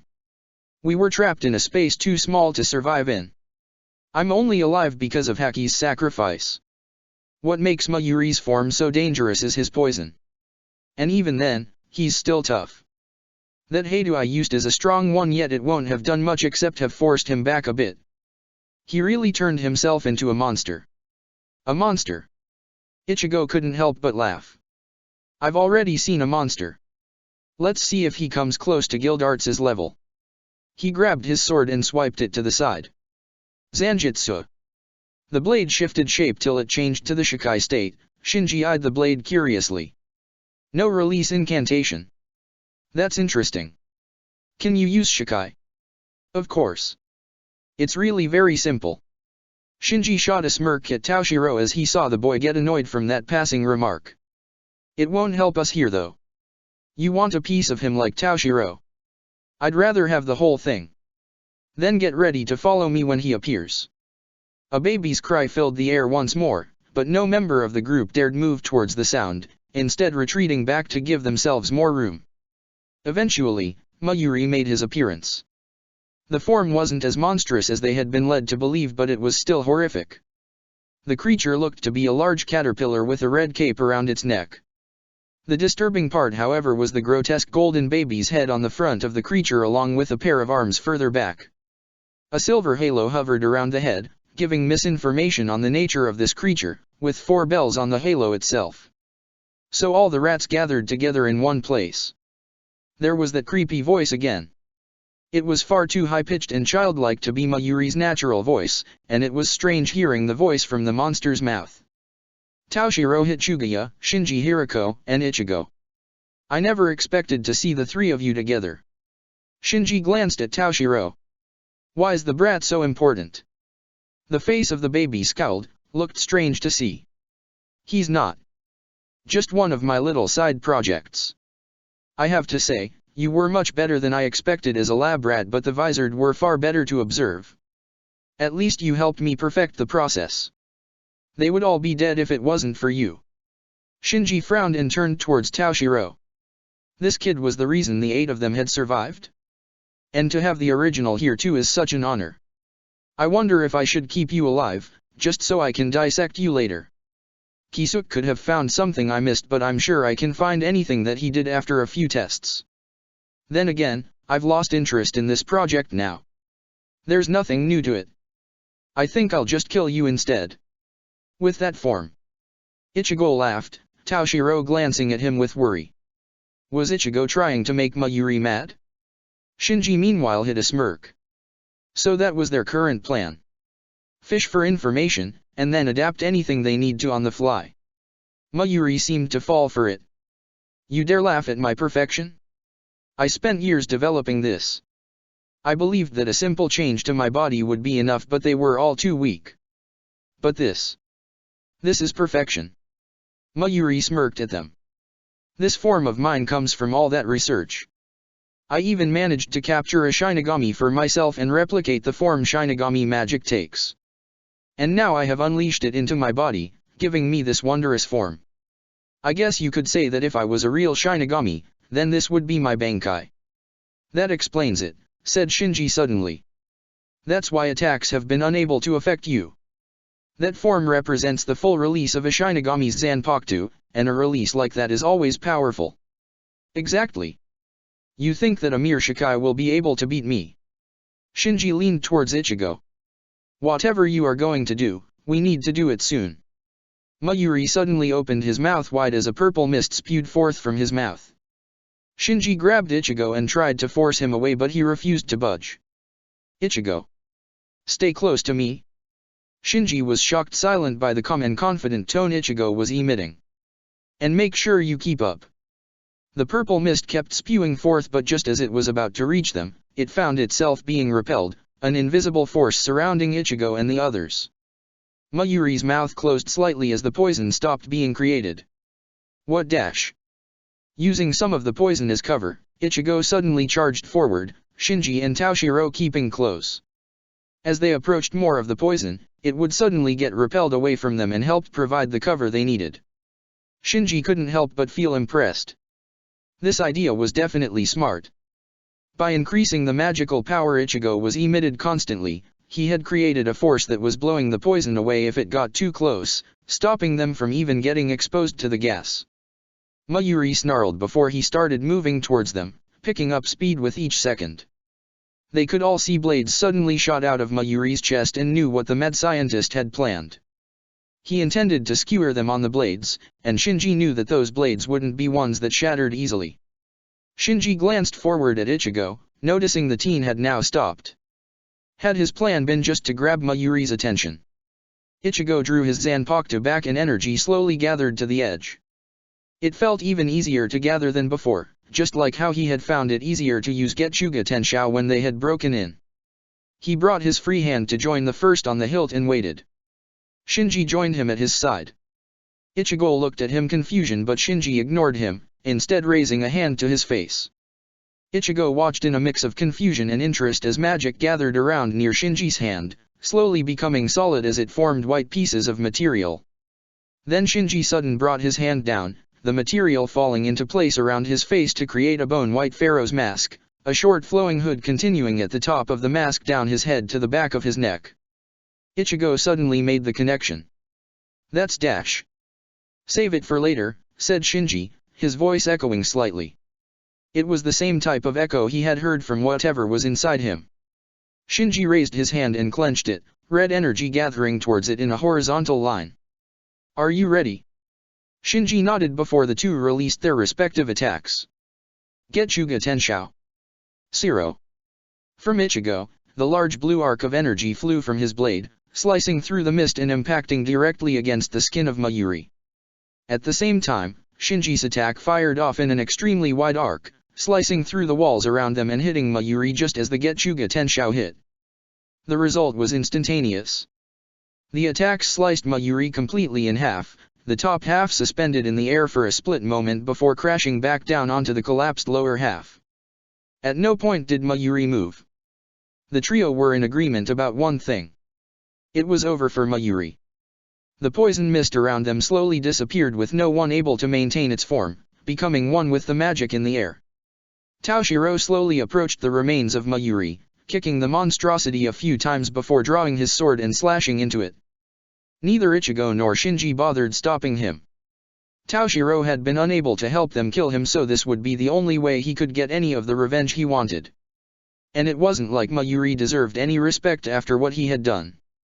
If I die, I take you with me. The group froze. Despite being chopped in half, Mayuri had still managed to speak. In his condition, he wouldn't be able to release any poison, but that might not be all he could do. The body of Mayuri suddenly started swelling and they all realized what was about to happen. Ichigo immediately used Shunpo and grabbed hold of Toshiro before he launched them away in the opposite direction of their fallen enemy, desperately using Shunpo again. They barely made it out of the blast, the explosion filling the entire hallway and wrecking most of the area around them. They could see that it had ripped upwards too and exposed many of the upper levels along with going down to the lower levels. At least they wouldn't have to worry about the lab getting reused.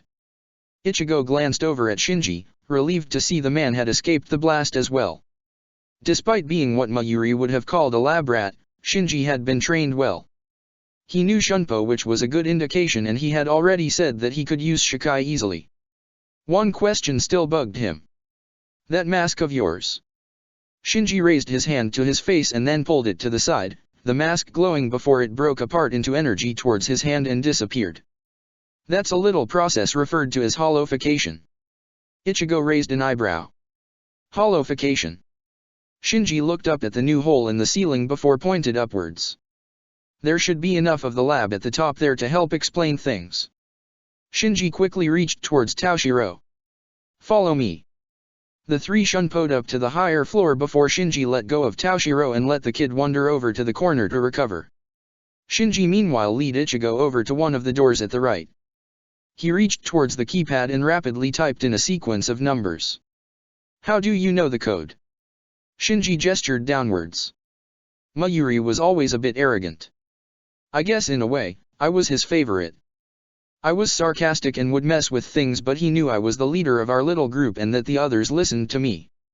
By letting me walk around freely at times, he would observe me and how I interacted normally outside tests. Of course, he wasn't a fool to let me see anything that could be used against him. I was better than him, however.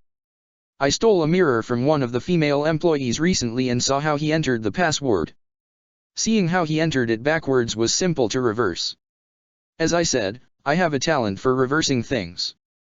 The keypad gave a beep and the door swung open, revealing an office untouched by any of the damage. Ichigo frowned as he compared the two rooms. How did this place remain completely untouched? You think Mayuri would have the same materials protecting him as everyone else? Of course not. I think he replaced it almost the instant he got set up here. Ichigo nodded at the answer before moving towards one of the screens and hitting a key on a keyboard attached to it. This is fancy equipment. The council really went all out on what they gave him access to if they allowed him to store notes on one of these. Each one is meant to be worth the reward of over 100 S-class quests. Research equipment for a task like this needed to be the best it could be. There should be a file or something on there for what we're looking for. Anything about hollows might be it. Ichigo attempted to access the system and completely failed. How do you use this thing? I thought you knew how to. I know of these things but I never used them. Shinji sighed. Good thing I have. I'll take over. Shinji was about to show Ichigo what they were looking for when he stopped. How much do you know about hollows? Just the basics. There's a spell to become one that the caster uses and it gives them a massive power boost. I see. Then you are unfamiliar with the evolution of them, aren't you? Ichigo looked at Shinji confused. Evolution? I thought hollows just gained that power boost. I didn't know they evolved. They eat powerful mages to become stronger by absorbing that mage's magical power, but they eventually reach a limit where even their strengthened bodies can't hold all the magic within them. To keep consuming, they have to evolve. They become aminos. Shinji raised his hands and held them far apart vertically. The first level is Jillian. Think massive creatures, taller than everything around them. They are literally the size that their magic is, yet lacking the control to manage it down to smaller sizes. They all have one thing in common. They are all the same.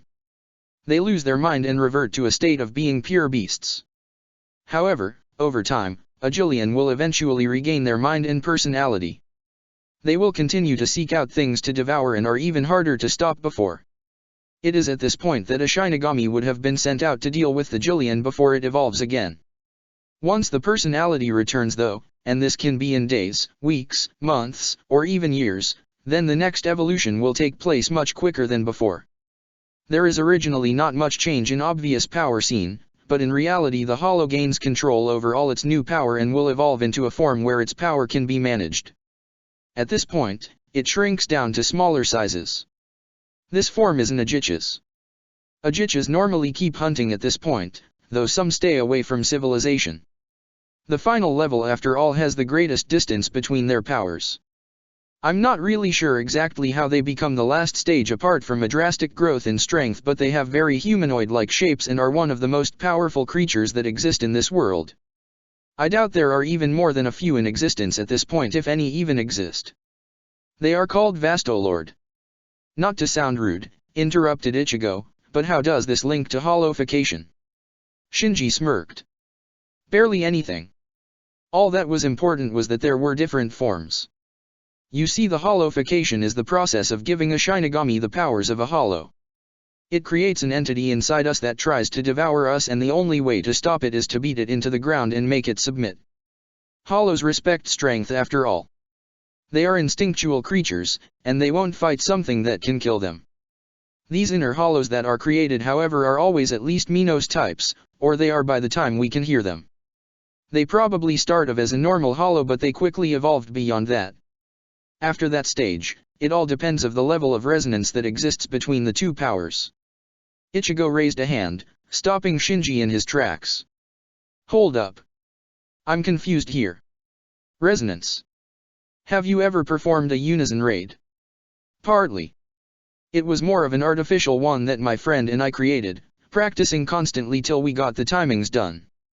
Did you know that is impossible to know when you have perfected the unison raid? How did you know that the combination you had was the perfect blend to work? Ichigo found himself unable to answer. How had he known that the combination had been completed? How had he known that the timings had been right? The answer is because of what you are. You're a vizard like me, and that means you have a hollow inside you. Resonance exists between the two powers, but there is actually a massive jump in power when one is added to the other. It isn't just that you add one to the other. The powers resonate with one another and form a unison raid between themselves. The level of resonance means how much they amplify one another in the unison raid, since not everyone has the same level as everyone else. Shinji pointed at himself. I'm at 76% resonance, which is why I can use a zero, a technique only hollows can use. I was the highest in terms of resonance among the other 7, yet if I'm correct yours is probably higher. Mine is higher? What makes you so sure? Because Kisukura Hara is smarter than Mayuri. If I'm correct, you're probably in the 90s at the very least. Haven't you ever wondered why your magical power was so high? When you were younger, there would have been no way that it could be natural. It would have burned out your body and killed you without the appropriate physical reinforcements hollows have. I see. Ichigo looked down at his hand. It certainly did explain things. Why he had always had so much magic, and certainly why that had been possible all this time. And it explained that voice too, like Shinji said before. So this inner hollow is dangerous. Going by your level of resonance, it could eventually evolve into a Vastolord. Mine will probably only ever reach a Jicha's stage, which is dangerous enough. Trust me, you don't want to fight a Vastolord at your state. You need to beat it down while it is still weak, and you need to do it soon. And if I don't beat it before it's too late, then you'll become a hollow for certain, and you'll kill everyone. Protector of the fairies. I am Zanjitsu. I'll kill everyone. Shinji nodded. If there is anyone you care about in this world, they will be the first on your list. If you ever met anyone strong, you would hunt them down and devour them. You will never stop till you are killed. Ichigo gripped his fist before slamming it against the desk. This wasn't what he wanted. Why had he become strong over all these years? It wasn't so he could kill everyone. He wanted to protect them.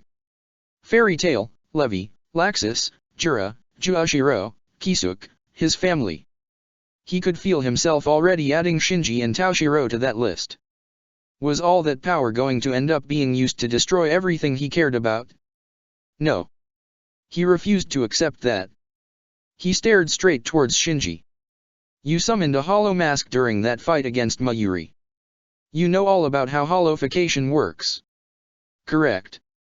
And I already know what you want to ask me. Of course I'll help my younger brother.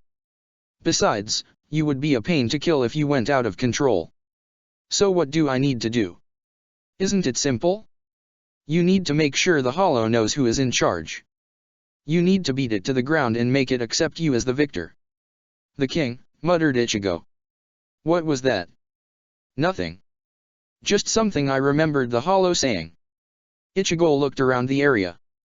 I'm guessing this isn't best time to fight the hollow. Shinji shook his head. We'll sort it out when we get out of here. Better to sort it out sooner rather than later. Believe it or not, the process is actually quite short.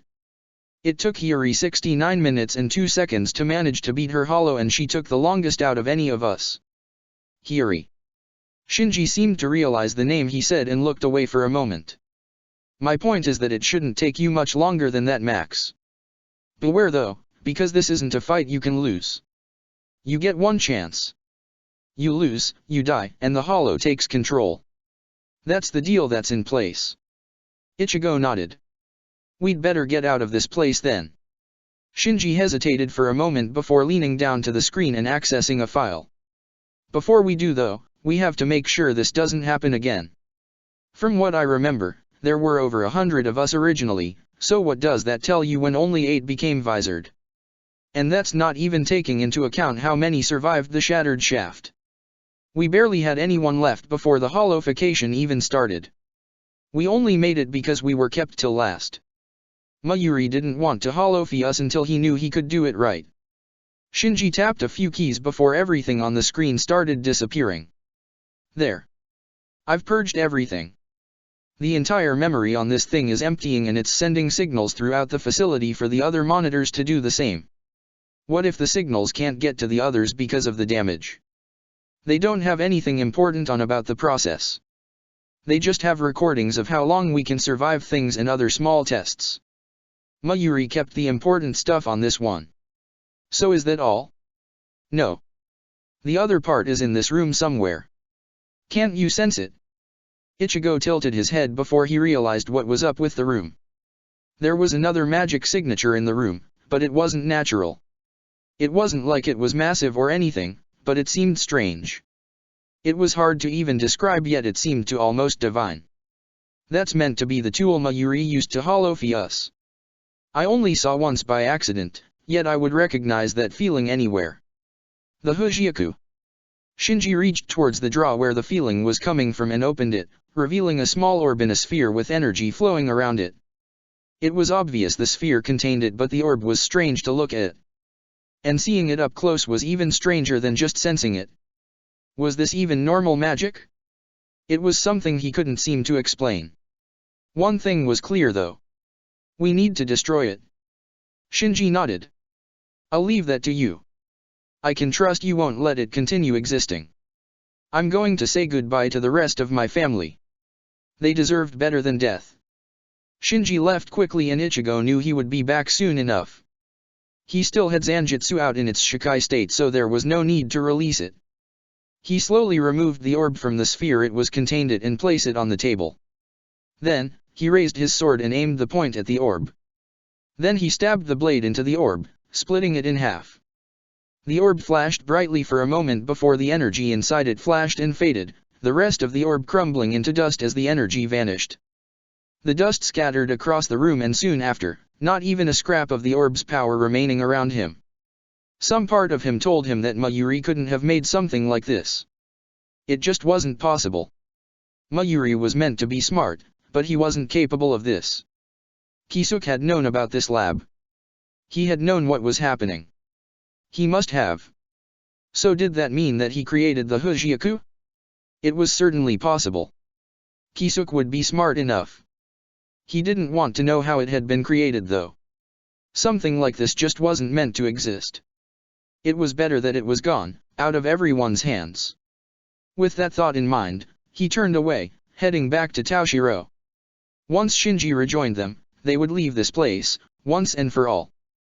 He had been here far too long already, and Shinji had to have been here for years. It was time to leave. Protector of the Fairies.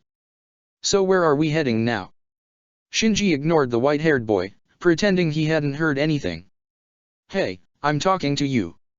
Taoshiro scowled as the man in front of him still didn't acknowledge him. Will you say something already? Ignore him, Toshiro. Shinji, stop acting like a child. Shinji smirked childishly at Ichigo. Why you got to ruin my fun? Annoying this pipsqueak is perfect entertainment for me. Ichigo smacked him on the head. You're the adult here. Act like it. Shinji kept smirking. Cheeky brat.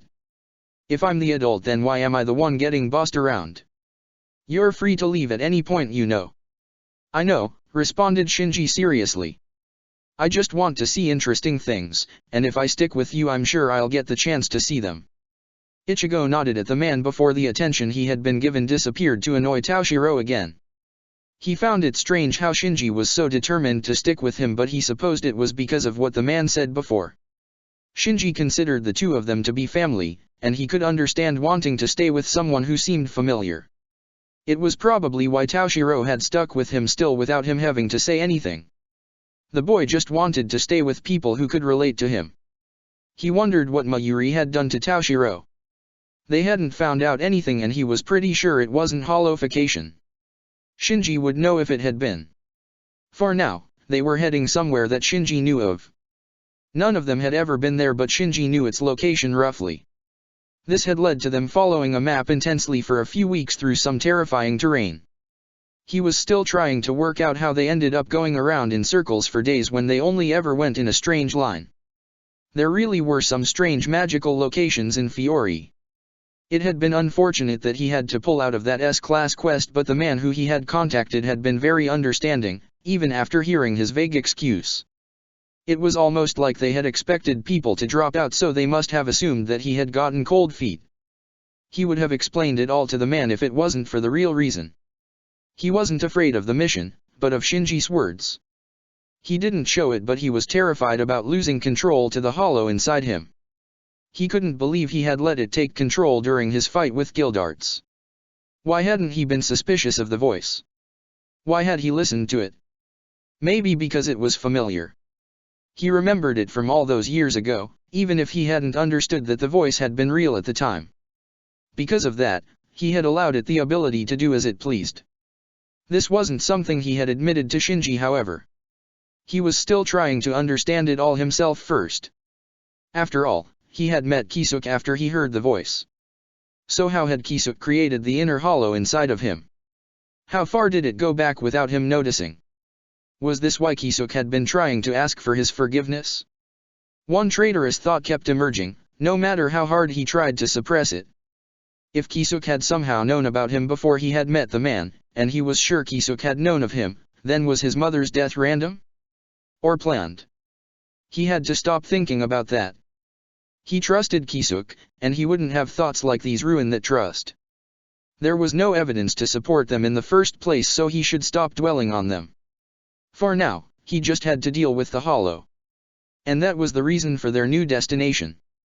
They needed to go somewhere more isolated, preferably away from any form of civilization of any kind. They didn't want to drag innocents in by accident, and they also didn't want to lure anything dangerous towards them either. Shinji said there was the perfect place for this. It was where Shinigami would normally train, from what he had heard. He had heard Mayuri occasionally talk about it to himself in annoyance. It must have been hard for the scientist to get to, and even harder if he wanted to subdue any Shinigami for his tests. Ichigo wondered if this was where he might have trained at if he hadn't gone to Fairy Tail. What would life have been like? It would probably have been boring. He wouldn't have met Laxus and Levi and everyone if he had stayed isolated from the world. He had asked how Shinji had beaten his hollow if they needed to go to somewhere isolated. It wouldn't have been best to do it in a lab full of scientists if what Shinji had told him about the process had been correct. The answer was Kidou. Well, Kidou and 6 other Shinigami taking turns to beat up the one trying to win against their inner hollow. The process could get a bit messy. They didn't have that luxury. They had one hollow-fied Shinigami and one Shinigami without Shikai. And he doubted either could cast a Kidou barrier of the description he was being given while they were fighting at the same time. The barrier was meant to require a steady focus to keep it steady. They had traveled far to get to where they were. But finally they were there. And it was nowhere near as glorious as Shinji had told them. This is what they got for listening to the rumors the Visored had heard. I thought it would be prettier. Ichigo shook his head at Shinji's attempt of breaking the tension. They hadn't expected much at least. This place was meant to be a training ground. Being pretty meant that the ones who had trained here had been almost powerless. All the craters and cracks in the ground showed that some extremely strong people had trained there in the past. Even the area around the scarred landscape looked like it was trying to retreat away from it, hoping to not get caught up in the dangers within the area. This'll be perfect. Shinji glanced towards a few areas in the training field. I'd say we need a nice flat area of land. Don't want too many height advantages in places. How about that one? Asked Toshiro, his finger pointing towards a nearby lake. Shinji gruffly accepted. It'll do.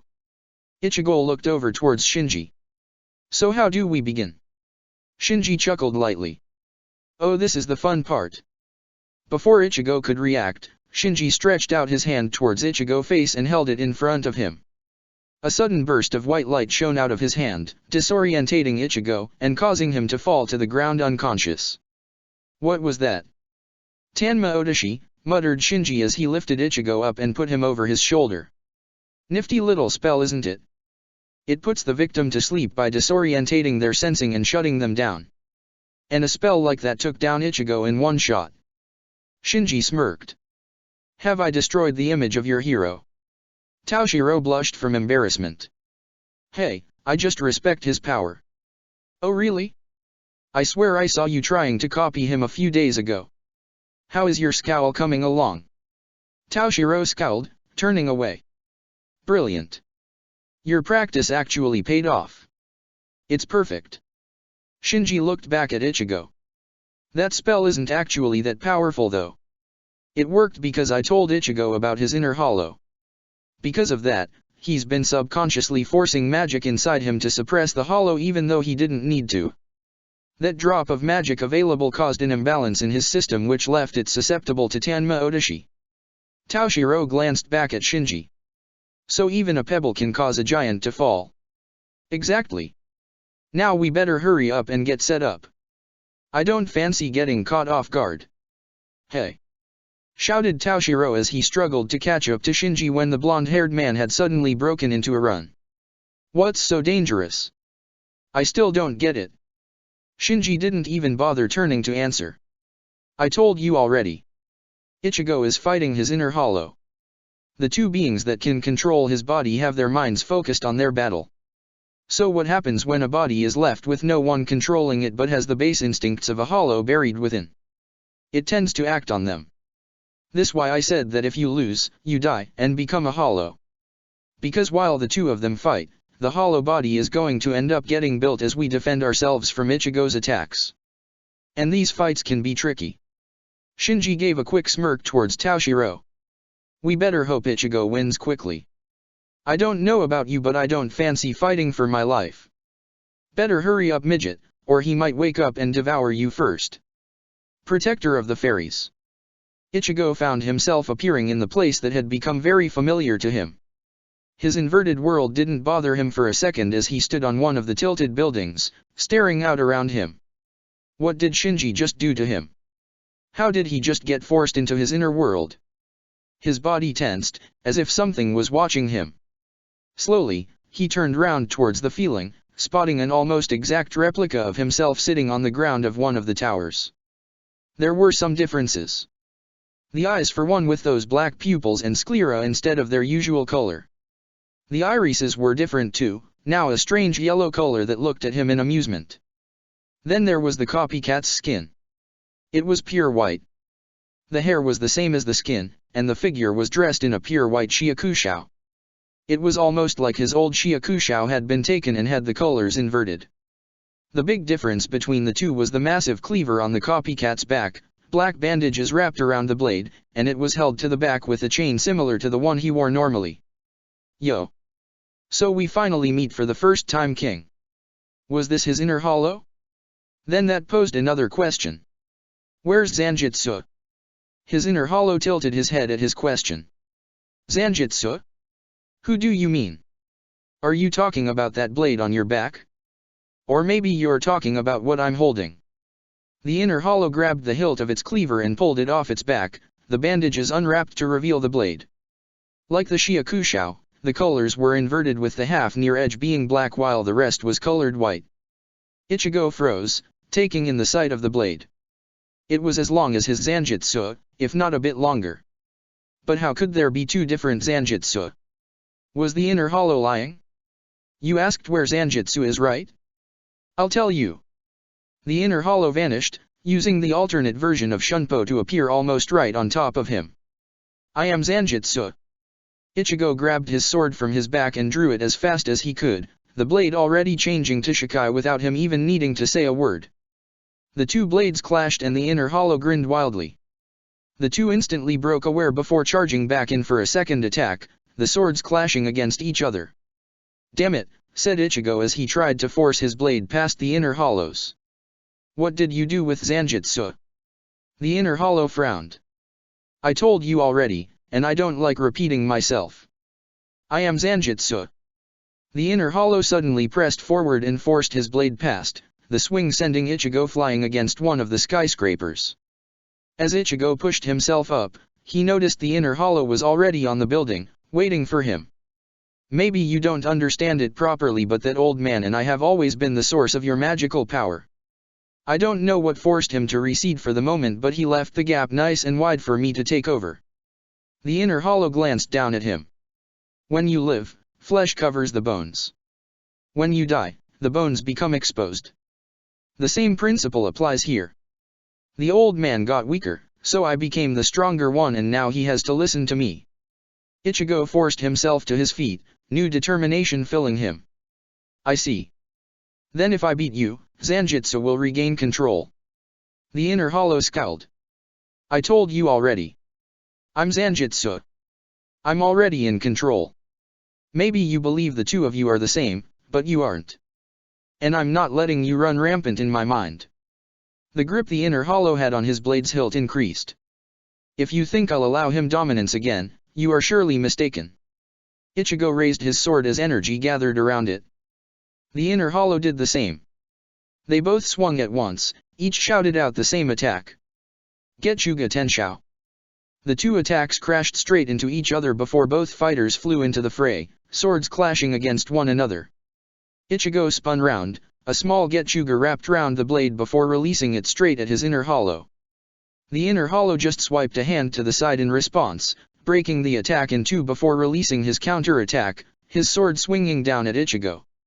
Before the sword connected, Ichigo vanished with Shunpo, reappearing behind his attacker and retaliated himself. His opponent had the same idea, using the alternate version of Shunpo again to get bypass him and score a free hit. It was shallow, but the fact that the inner hollow had drawn first blood wasn't a good one. It was worrying. His sword swung round to try and counter-attack, but the inner hollow had already escaped, retreating back a bit. The inner hollow smirked towards him. You don't even understand what you've been using, do you? After 3 years and you still think it's just something ordinary, don't you? What are you, tall dash? Ichigo was cut off as he dodged a strike aimed at his head. That had been fast. He had barely detected it. He could have missed it if it wasn't for the slight booming noise he had heard. I can use more than just your Shinigami powers. I can use your hollow ones as well. You've had Sonido all this time and you didn't even know it. Ichigo gripped his sword tightly. Part of him already knew what his inner hollow was talking about. He still had to ask though. What are you talking about? His inner hollow sneered. You're stupider than I thought. Did you really think it was so simple to use Shunpo on your first time? It isn't instinctual like Sonido is. But you really did just play it off and blamed it on luck. What you used against that demon for the first time was Sonido. That was strange. Despite sneering, he could swear he had heard a flicker of happiness in the hollow's voice for a moment. Why was he happy? Because he used a hollow technique before the Shinigami variant? The hollow suddenly appeared in front of him again. He was prepared this time, blocking just as the booming noise appeared. The hollow vanished almost as quickly as he appeared, reappearing behind him and aiming for his exposed back. Before it could connect, Ichigo vanished himself, unintentionally using Sonido in his escape instead of Shunpo. The Hollow's grin widened. Do you see now? Sonito isn't the same as Shunpo. It can't travel nearly as far as Shunpo, but you can't follow someone by their magic when they use it. It's the ultimate infiltration technique, allowing you to bypass all sensors to reach your target. The Hollow charged in again, leaving Ichigo even more confused than before. Why did he explain the technique to him? He could understand wanting to brag about it, but why take away one of the advantages the Hollow had in place? Surely it would have been smarter to keep it a secret instead of tell him the technique's secrets and ways to use it. Hey to number 32, Ukasen. The bright yellow light shot straight out of his palm, catching the Hollow off guard before he could react. It smashed into the Hollow and sent him backwards. Before he could escape, however, Ichigo was already using the light from the attack to fuel his next one. Bakuda number 61, Ryukyu. The light shifted before slamming into the target's midsection as 6 beams of light, holding the Hollow in place. Ichigo caught his breath for a moment while his inner Hollow was restrained. He needed a plan. He needed to defeat this guy, but he knew he had to come up with something. Normally, he would have attacked a target while they were restrained like this. Unfortunately, he already knew the attack would only buy him a moment to rest without getting attacked, and that he wouldn't have been able to close the gap before the Hollow broke free. Which was what the Hollow had already done, looking annoyed that Ichigo hadn't charged in at him. The Hollow scowled before shouted over at him. Stop thinking of a way to beat me. If you keep this up, I'll take your place as king and force you to be the horse. Ichigo gripped his sword and blocked the sudden strike that appeared towards him, hitting out with his fist on instinct. The Hollow grabbed it and threw him over his shoulder before bringing the sword back round to chop off his arm. Ichigo rolled just as the sword came down, kicking the Hollow as he flipped himself up to his feet and managing to get a cut across the Hollow's arm as it pulled backwards. The Hollow's grin widened before it flung himself back at him, the two exchanging blows one after the other. Ichigo barely even noticed the slight healing that he experienced as the wounds vanished, just as he barely noticed the wounds healing on the Hollow as well. This was a fight to the death, and yet he could found himself getting distracted by small things around him that he couldn't understand. Why were there so many unanswered questions he had? As he swung round for his latest attack, the Hollow suddenly shot out one of his arms and grabbed the blade, a small bit of blood falling to the ground from where the blade had cut into the Hollow's skin. How? To barely even break the skin from an attack like that? How was it possible? How had the Hollow done it? The Hollow looked down at the blade in Ichigo's hand in disgust. Give up fighting me with this toy. You can't win if you keep thinking like you are. The blade in Ichigo's hand suddenly changed color as white spread out of the Hollow's hand and onto the blade. Then the blade broke apart, disappearing till nothing remained. Ichigo looked at where the blade had been in shock. Zanjutsu. That isn't Zanjutsu, said the Hollow, his teeth clenched in anger. I already told you. I am Zanjutsu. The Hollow was suddenly charging at him, grabbing him before throwing him against one of the buildings. Ichigo struggled out of the debris before having to duck under the Hollow's slash. At least you can still move, despite losing your weapon. Don't think that you can beat me though. The Hollow grabbed Ichigo before throwing him against another building again.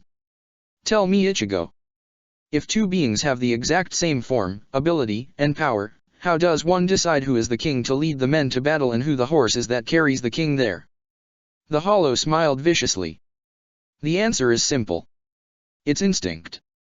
The desire to seek strong opponents in battle to grow stronger and the will to crush your enemies and show them no mercy. You need to want to fight. You need to love every second of it. The Hollow's smile then vanished. But where is that in you? You try and think your way to strength. You train and believe you can master powers with time and practice. When you fight, you show mercy. The only time I have ever seen you show that instinct was against Guildarts, and I had to interfere to save your sorry ass, just like all those years ago when you froze up. Ichigo's eyes widened. What are you talking about? Huh? Didn't I already say it? The one who murdered that guild wasn't you. You froze up. You showed weakness. So I took control and finished what you started. Do you understand now? The Hollow shouted at Ichigo. That's why you're weaker than me. Because you can't find that instinct inside of you. And trust me when I say that I won't accept a king that's weaker than myself. The hollow shot forward, intending to finish the fight there and there. Ichigo was left in an endless game of tag, desperately trying to avoid the strikes yet not having enough time to think up a plan to prepare a Kid spell. As he dodged the last strike, the hollow suddenly shot out his hand and grabbed him, holding him in place. Got you. The sword came slashing down, ripping across his chest like there wasn't anything there before it came to a stop. The hollow didn't even bother trying to withdraw it from his body yet. Look at you. So weak. If I'd been first, you would have been much stronger by now. What was the hollow talking about? If he had been first? And why was he looking at him like that? Despite what the hollow had said, why were the eyes looking everywhere but his own, as if the hollow couldn't bear to look at him directly after that attack? Something stirred within him. He blocked out the pain and grabbed the hilt of the sword, black energy spreading from his hand to cover the blade. The hollow released his grip on the blade instantly and had leaped as far away as possible, clutching his hand painfully. Ichigo could see that it had more color to it than before, and part of the white material had turned black. He didn't understand what was happening or where the black energy was coming from, but he wasn't focused on that for the moment. He ripped the blade out of his body the way it had sliced in before flinging himself straight at the hollow. He didn't understand why the hollow hadn't tried to move as the sword plunged into his chest. From the blade, the black energy spilled forth and started completely covering his inner hollow. Damn, the hollow muttered as he started faded away. The old man's back already. Ichigo glanced over his shoulder to see Zanjitsu standing on a nearby flagpole, nodding in approval. You won, Ichigo. Well done. Before Ichigo could respond, the hollow grabbed hold of his wrist, pulling Ichigo's attention back to the hollow. When he spoke, it was quiet, as if he didn't want Zanjitsu to hear him. You won, so I'll accept it for now. But remember my words. Remember all of them. I'll be back, so you better be ready for when I return. Use my power and get stronger, because that old man will never be enough. Because I am dash. The last word the hollow had to say was cut off, but Ichigo knew what it was meant to be. The hollow had been trying to say that he was Zanjitsu like before. He looked back towards Zanjitsu, who simply nodded at him again before disappearing. That black energy must have come from Zanjitsu. It was the same color what Zanjitsu wore, and it looked like it matched the whole flesh and bones thing the hollow had said. Zanjitsu and the hollow. They were both his power. One part Shinigami, the other hollow. He wouldn't let that hollow have free reign, however.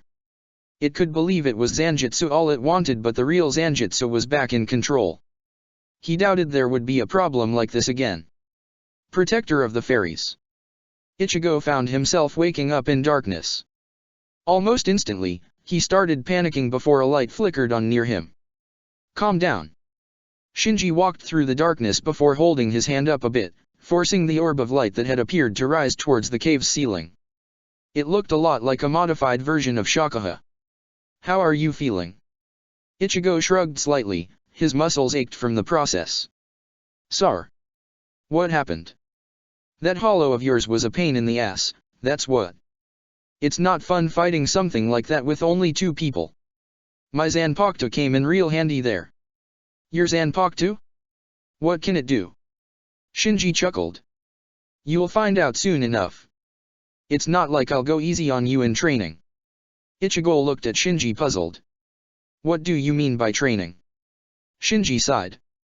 Are you really planning to go back to Fairy Tail yet?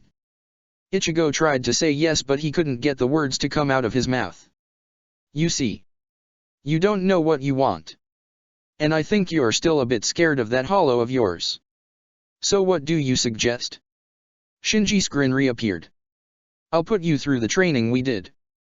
You can learn other skills from practice, but mastering the hollow ones is harder. A desire to seek battle? Shinji looked at Ichigo funnily. Yes. How did you know that? Just something my inner hollow said to me. Shinji was glad that the cave was still fairly dark, as it helped hide his surprise well. You talked to it? Ichigo nodded. It was strange. The way he acted too, it wasn't what I expected. At some parts, it was almost like he was trying to teach me. And in the end, I thought I won too easily. I doubt it was teaching you anything. Mocking you is more likely. And don't be upset with an easy win. A win is a win, no matter how easy it is. Ichigo accepted his answer, his hand rising to his face slightly. So after this training, I'll be able to use his power. If all goes well. You need to be able to summon the mask the hollow has at will and maintain it for a decent period of time. It's hard in the start, but the jump in power is worth it when you use the mask. And after you've mastered the mask, we'll see if you have any other abilities of your hollows. Are there many? A fair few. Maybe we can master them all and just haven't yet, but right now all I can use apart from my mask is a zero. So what others are there? Ichigo asked curiously. Shinji's eyes glowed brightly as he started speaking, his eyes filled with joy from memories. Well, to answer that, let me tell you about the others. First we have Hiri. She could be a real brat sometimes and we constantly fought, but she was good at hollowification. She learned Zero way before I did, even though she took longer to beat her inner hollow than me. She actually took the longest, as I said, thought you broke that record by a few seconds. Shinji sighed. Then we had Love, the story lover of our little family. He especially liked comedies. All of us had a dramatic increase in physical strength and speed, but he took the strength to another level. He could rip open some of the toughest metals and armors with his bare hands. And Mashiro was a close second, but she made up for it with the increased speeds. She always made up these stupid attacks like the Mashiro kick. I kind of miss that about her. What about the others? Well, Kensei was a pretty tough one. I think he may have had access to a hollow arrow of something. He was Mashiro's caretaker of sorts, thought it was mostly unwillingly from what I saw. Still, he looked after her despite her annoyance. And then we have Rujuura. He loved music. He was good at playing too. I think he had a form of pesquisa, a detection technique similar to how we can sense magic if we focus enough. The difference is the speed it works at and the range it can cover. There was a pervert in our group too. Lisa. She could be strict when she wanted to, but she spent half her time looking through magazines. She always denied she was a pervert though, instead saying she was just curious. Isn't that the definition of a pervert? Shinji laughed. Funny. That's what Kensei said when she said that. She was a fast one in training though. She could use Sonito. Like me. You can use it. Shinji shrugged. Why am I not surprised? It's one of the most instinctual, which makes sense going by what level of resonance you should have. Shinji looked up at the kid spell above them. Finally, there was Haki. That man, well, if he had been anywhere else then everyone would know his name. He never had any fancy techniques because of that hollow, but it did amply his magic more than any other of us. And he was truly a master of Kidu. Bakudu, Heidu, it didn't matter. He could learn any spell they gave him and even created his own. He taught me how to modify this Kidu spell and created a barrier spell unlike any I have ever seen. Shinji tapped his pocket. I still have the notes. One day, I'll make sure everyone knows of the spell's power and who created it. Kidu masters are rare, and ones like Haki appear only once in a lifetime. Ichigo bowed his head slightly. Thank you for telling me all of this. Shinji simply waved him off. It's no big deal. We're family now. You at least deserved to know about the others. They would have liked you, I think. Hiri the most. You're similar to her in a way. Both got that stubborn attitude in you, and you would probably be at each other's throats half the time you were together, but she'd understand you. You miss them. God, every day. We were together for years, each other being the only constant in those labs. And now look at me. I'm free but I'm alone. Ichigo smacked him on the head. Hey, said Shinji, glaring at him. What was that for? Didn't you already say it? We're family. That means you aren't alone. Ah. Shinji couldn't believe he was actually feeling shocked. I forgot. Thanks. Don't mention it. Still, we may be here a bit longer than just hollow training. You got other plans. Taoshiro needs to learn Shikai or at least get some kind of grasp on that out of control magical power of his. I'll probably teach him some Kidu and Shunpo when he's got his Shikai. And yourself? Ichigo smirked. I'm going to learn Bankai. Until I've mastered it, I won't return to Fairy Tail. I'm making that pledge to myself right now. I won't leave here till I'm stronger than before. Bankai, huh? Maybe I should give it a try. At the very least, I can get started on it. I could probably polish up my skills with my Shikai as well, thought I try not to use it too much. It's my ace in the hole, so I prefer to fight without it if I can do. Ichigo got to his feet. I'm going to stretch my legs for a bit. Are you staying here? Shinji nodded. I'll keep an eye on the pipsqueak. See you later. Ichigo gave a wave as he left, leaving Shinji sitting along. A moment later, a white-haired boy walked out of the darkness. You didn't tell him. Shinji ignored the accusation in the boy's tone. It was better than he didn't know. You said yourself it wasn't natural. So why dash? That's the entire reason why. I don't want to trouble Ichigo with questions that we can't answer. Just let him believe that he is a normal wizard. Don't make him question himself any more than he already does. He'll find out eventually. So let it go for now. I'll tell him, but not now. Later, when we have the rest of the puzzle pieces. Toshiro looked at him in confusion. You think there's more he doesn't even know? He said he was taught by Kisukura Hara. I'm sure there's a lot he doesn't know. Our job will be to find out what he wasn't told, and make sure he's ready to learn it when the time comes. The two looked out towards the cave entrance, just being able to stop Ichigo in the distance. The two were in agreement, even if they weren't comfortable with one another yet. They had a common ally. And they would stick by him and make sure he would know the truth one day. Protector of the Fairies. A scream of pain filled the air, only one person there to hear it. Zanjitsu glared down at the hollow in front of him as he generated another sword out of thin air and stabbed it into another of the hollow's limbs. I'm surprised how easy you can hurt me when I look like this. Zanjitsu ignored the words from the hollow's mouth. This was not Ichigo, so he felt nothing doing this to the look-alike. Another sword generated and he grabbed it, plunging it into the hollow's chest. The creature screamed as the sword stabbed through where its heart would have been. That can't have hurt you much, said Zanjitsu coldly. Hollows do not have hearts. That was the first thing you all devoured. Well, we both know I don't fit the norm, the hollow muttered, trying to break free of the bonds that held it in place. Zanjitsu glared down at the hollow as he generated another sword.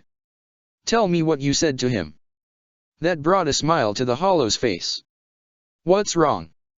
I just spoke to him.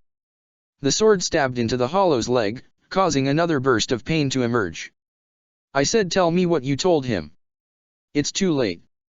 You can't take away the words he heard. What did you tell him? The hollow sneered. I just sowed the seeds for your dethronement. Zanjitsu couldn't restrain his anger, summoning more swords to stab into the hollow's body. I will not let you have him. The hollow didn't lose his sneer, despite the pain. You think he's yours? He won't be forever. Maybe not now, maybe not in a year, but he will eventually come to question you. He will ask you questions we both know you won't answer. The hollow's sheer morphed into a triumphant smile. And then when that day comes, he'll be all mine. Only mine. Zanjitsu turned away, leaving the hollow alone, the swords holding the hollow in place. I can stop you. I can cut off your connection. The hollow laughed as he watched the retreating figure of Zanjitsu. If you could, you would have already done so. I've gotten a stronger grip on him, and I refuse to let go. I'll enjoy watching you fall one day. Zanjitsu left the hollow to its laughter in the darkness, retreating back up to the higher levels of Ichigo's inner world. It was true, he could not remove the hollow's influence now. And if he could, Ichigo would come to wonder where that power went. Ichigo would come to him, and he would not be able to answer him. He could not lose that trust. It was all he had. He would keep Ichigo safe from the hollow, and prevent even further influence from it. If Ichigo wanted to train for Bankai, he would let him, allowing Ichigo to focus more on relying on him than the hollow. Ichigo only needed one of them, and he refused to let that be the hollow. It would be him. Always. Protector of the Fairies. 3 years can change things. Natsu stood on top of the crashed boat, staring down at the people below, wondering how it came to this. At first, he had come to this town to find Igneel. The rumors of a salamander around these parts had been widespread from what he had heard. Then he met the so-called salamander. He hadn't made the connection at the time to his own nickname, and quite frankly, he didn't care. Salamander was just a nickname. Someone else could have it if they wanted. It wasn't like losing it would change anything. Lucy. That was the girl's name. He had inadvertently saved her from a charm spell that Salamander was casting, and she had been nice enough to buy him an happy lunch. He had wondered at the time whether to say that he was a fairy tale mage, since she seemed to love the guild a lot, but in the end he hadn't even gotten round to saying anything. Even so, he had been sure that if she really wanted to join, then she would turn up at Fairy Tale at some point or another. They had parted ways, and he would have left town earlier that night until he heard what the people nearby had said. There were many things he could take, but pretending to be a fairy tale mage was not one of them. It may have not been his brightest idea though to get Happy to drop him off on the boat, especially when it was a moving boat. He hated his motion sickness sometimes, he really did. Happy escaped with Lucy and they flew away, so he was more than willing to take some punishment from their weak attacks for the time being. That was until that massive wave had appeared and swept the entire boat back into the harbor. At the last second, he had flung himself towards the side where the houses had been and pushed back against the boat, slowing its speed enough to cause it to just crash against the beach. He wasn't going to let it reach any further into the town if he could. Maybe a few years ago, he wouldn't have tried so hard, but then he had loved destruction so much back then. He supposed he would have made a good dark mage if he had actually understood the consequences of his actions and had still enjoyed doing what he did. He couldn't blame Lucy for the reckless attack though. She was obviously a novice mage who had a particularly strong celestial spirit. He would have to ask which it was, because he had barely any knowledge of that kind of magic. It wasn't one he had fought before, which normally tended to be the primary source of how he learned of new magic. Below him was the source of today's trouble. Salamander and his little group of minions, all waiting and wondering what had just happened. He had to confirm one thing first, just to make sure that rumor hadn't been just that. "Are you a member of Fairy Tale? What are you waiting for?" shouted the so-called salamander. "Finish him off.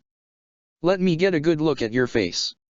Natsu heard Lucy call his name in fear as he shrugged off his coat, but he ignored her, focusing on the enemies in front of him.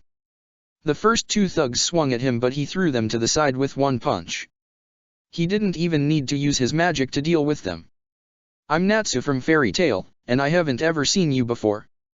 "That Mark," said one of the thugs in fear. "He's the real deal, Bora." "You idiot. Don't use that name." Natsu had a rough idea of who that guy was. Someone who had been kicked out of their old guild and had turned to crime, a fake name being taken to avoid links to their old past that could be traced. He started slowly marching towards Bora. "I don't care who you are, but I can't forgive anyone who pretends to be a fairy tale mage. We can't afford to have people messing up our reputation when we've spent so much time fixing it. What the hell is going on out here, Bora?" Natsu froze as he saw the newcomer break out from some of the rubble. The guy was wearing dark clothes with a large sword strapped to his back. What made him pause, however, was the pile of orange hair, resting on the guy's head. "Ah," said Bora happily. "Let's see you mess with us now. Do you know who this guy is?" "He's a Shinigami." The orange-haired man smirked at the shaking figure of Natsu. "Look at him. He's Skardash." He was cut off as a flame-covered fist smashed into his chest, sending him flying. Natsu growled slightly as he clenched his fist tighter. It had been 3 years, but he completely remembered what Ichigo looked like. That confidence the guy emitted with the kindness and loyalty right behind it. Even how he acted when he fought someone. While he had never made Ichigo fight him properly, the man had responded much quicker than he could strike. He knew that he had grown stronger over the years, but he knew that there was no way that the person he had just hit had been Ichigo. The Ichigo he knew and respected was absolutely not that weak. Prominence Typhoon. A stream of purple fire spiraled towards Natsu before crashing into him. He could hear his enemies laughing at his supposed defeat. It was enjoyable to hear that confidence vanish as he devoured the flames that had sought to destroy him. Without speaking, he brought his hands to his mouth and launched out a stream of fire at his enemies. Fire Dragon's roar was extremely effective against them, especially if he spread it out like he was doing. It wasn't like anyone apart from that Bora guy would be able to deal with it anyway. And true to his thoughts, everyone but Bora was collapsed on the wreckage of the boat, Bora only managing to be in better condition because of those flames he was using. He must have used them to escape since he was showing that he could confidently fly on them. Could he do that too? He kind of wanted to try, but now really wasn't the best time. Bora. Bora looked down at one of his weakened subordinates. What is it? That guy, with the pink hair and scarf. There's no doubt. He's the real one. He's the salamander. I would have gone easily on you, said Natsu as his fists lit on fire, but you had to push even more of my buttons. And by trying to use Ichigo's reputation for your own means, you went too far. Natsu ignored the shower of flames Bora suddenly shot down at him as he charged, using magic to send him flying upwards with a jump and using the flames to accelerate him towards his target. His fist connected, sending Bora flying backwards. The man sneered as he brought his hands backwards. Hell Prominence. A massive beam shot out of his hands, aimed straight towards Natsu. Natsu prepared to dodge when his eyes glanced to the side. That attack was a sweeper type 1. If he didn't stop it, the town would get hit. Fire Dragon Slayer was an offensive style of magic. It was all about pure destructive power, which made defending things hard. So he did it in the only way he knew how. Fire Dragon's Wing Attack. With fire swirling from his arms, he flung them out in opposite directions, creating a barrier that the Hell Prominence would crash into. He may not have any defensive spells, but he had one thing going for him.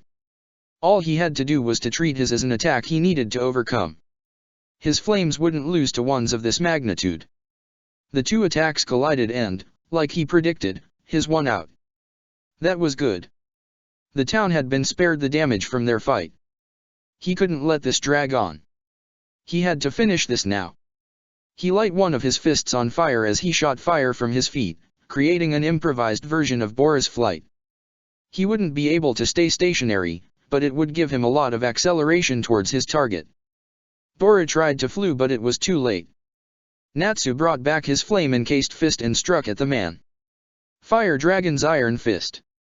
With that last attack, Bora was defeated, his body crashing into the ground with the rest of his group. As Natsu fell himself, he could see in the distance the soldiers of the council moving in. His mind quickly counted out how much trouble he had gotten in recently. He had done quite well, and this town was perfectly safe. But that boat was destroyed. And he accidentally wrecked that lighthouse when fighting that sea monster last week as well. Maybe he should run then. Better safe than sorry. He grabbed hold of Lucy's wrist, pulling her along as they ran and offered her one of his signature grins. You wanted to join Fairy Tail, right? Well, let's go. Protector of the Fairies. Levi hummed lightly as she walked back with Jet and Droy. After that recent attack on the guild, the master had said that they all needed to stay in groups to stay safe from any further attacks. Phantom Lord wasn't above attacking them if they were alone after all, but a group would be enough to deter them. Even the guild master of Phantom Lord couldn't deny that they were a strong guild despite their smaller numbers compared to Phantom Lord. How did that guild even organize stuff? There were branches all over the place. How did a guild like that have so many resources anyway? She still preferred Fairy Tail though. There was no way you could form a proper guild if you have members based all over the country. They would never even interact with one another. For now, she followed Jet and Droy. They were heading to Jet's house for now since Droy's house was full of plants and Jet's was meant to be the closest. There was where she stayed, but that wasn't an option. That was the base of Team Fairy. She liked Jet and Droy, and being on Team Shadow Gear again had been fun, but she was a mage of Team Fairy first and foremost. That house was her sanctuary, and she wouldn't let anyone unwelcome enter there till Ichigo returned. Something felt wrong tonight. She cursed herself for not having her combat gear at hand. If Ichigo had been here when this had happened. Who was she kidding? If Ichigo was here, she wouldn't have had to wear the combat gear because he would have likely already have hunted down their attacker. And they wouldn't have stood a chance against him in her opinion. When was Ichigo coming back? 3 years and not a single word. What could he be doing that was so important? She had freaked out a bit when Laxus had shown up a few weeks after Ichigo had left and said that Ichigo never turned up for the job. That he had cancelled it. They said it was fear, but she and Laxus knew Ichigo well enough to know Ichigo wouldn't have backed out of the job because of simple fear. It had to be something worse. The chill got worse. It felt like they were being watched. Like they were being hunted. These instincts had been created over years of dangerous missions with Ichigo and Laxus, and she was damned that she wasn't going to listen to them. Her hand shot to her back, making sure her staff weapon was there ready for her to grab.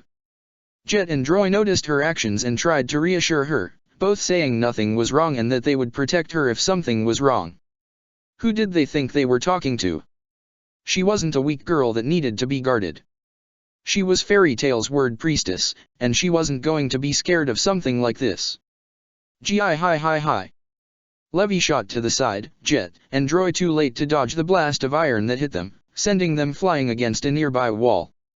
The two boys struggled to their feet and tried to fight their assailant, but he was too fast for them, hitting them with his fists and having iron sprout out of his hands to hold them in place. Levi watched the man as she reached for the staff on her back. If she hadn't moved, she would have been caught too. She had barely had enough time to realize the man had gone after Jet and Droy, let alone attacked them. She should have been more cautious. Without her armor, her efficiency was cut down massively. She had no way to enhance herself for more than a second with her solid script magic, and that would be hard to do in the middle of combat. Her staff extended as she spun it around with one hand, the other making a few subtle motions to create a hidden word behind her. She had a reputation, but not everyone could recognize her for it. This man would hopefully be one of them. As she spun the staff around, she flicked it around her back, the word iron latching onto the staff and strengthening the staff. It was too fast for the man to see, and she was already moving before he could get the chance, striking out at his side with the staff at an alarming speed. The assailant brought an arm up to his side, preparing to block it lazily when he felt the blow. Almost instantly, his second arm came to hold back the staff, his other arm pulled as far away from the staff as possible. The man glanced down at his right arm. He moved it just in time. He had felt the blow, and blocking it as lazily as he had done almost broke the bone. He glanced at the staff. Something was up with it. It was a special type, if he remembered correctly, able to act as a conductor for magic. So the little girl had a few tricks up her sleeve. The man smiled. This was going to be fun. While the man was distracted, Levi examined him, trying to work out who he was or what weaknesses she could exploit. He had a lot of piercings on him and had very long hair, spiky and black down to middle of his back. He was tall too. Taller than her, and probably stronger too. That would make it hard if she tried again in a physical challenge. The next time he wouldn't underestimate the strength she had and would have time to block and counter-attack. That mark on his shoulder told her one thing though. Phantom Lord. Hi. So the little fairy worked it out. Levi scowled at the man, trying to repress her anger. This was a man from the guild that wrecked the guild hall. No, worse than that. He used iron magic. And since he was still in Magnolia, it could only mean one thing. This was the man who attacked the guild hall himself. Okay, to hell with suppressing her anger. This man was going down. She jumped away before the man could decide he should attack. Her right hand kept hold of the staff while the left began moving all of the digits on it. The man noticed the strange movements, but before he could comment on it, words sprung to life. The Phantom Lord Mage glanced around him, finding rings of words surrounding him on all sides in a variety of levels. The inner levels contained circles of fire words while the outer layers were all barrier related. The man only had time to think a few words. Ah. That little bit. The fire words detonated and the shield words activated, the intense amounts of flames being forced to occupy the small space where the man was standing. Levi wasn't done yet though. Waving an arm across the air, the word for boulder appeared over the current spell and she let it drop right as she disabled the shield words, the flames almost used up. The word smashed down and she could hear it hitting something and see part of the ground crack as the word scored a direct hit. It was time to finish him off if he wasn't already unconscious. She brought up her staff as she walked over to the fallen mage and swung it down. She didn't expect for the man to still have enough strength to catch the staff, or for him to start eating it either. What? The man stood up, completely refreshed as he dusted himself off. I have to admit, I didn't expect a fairy to pack this much of a punch.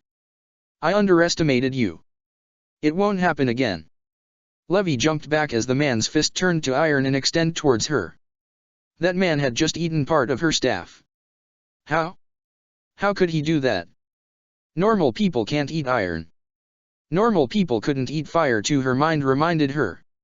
If what she thought was correct, then this man had to be a dragon slayer.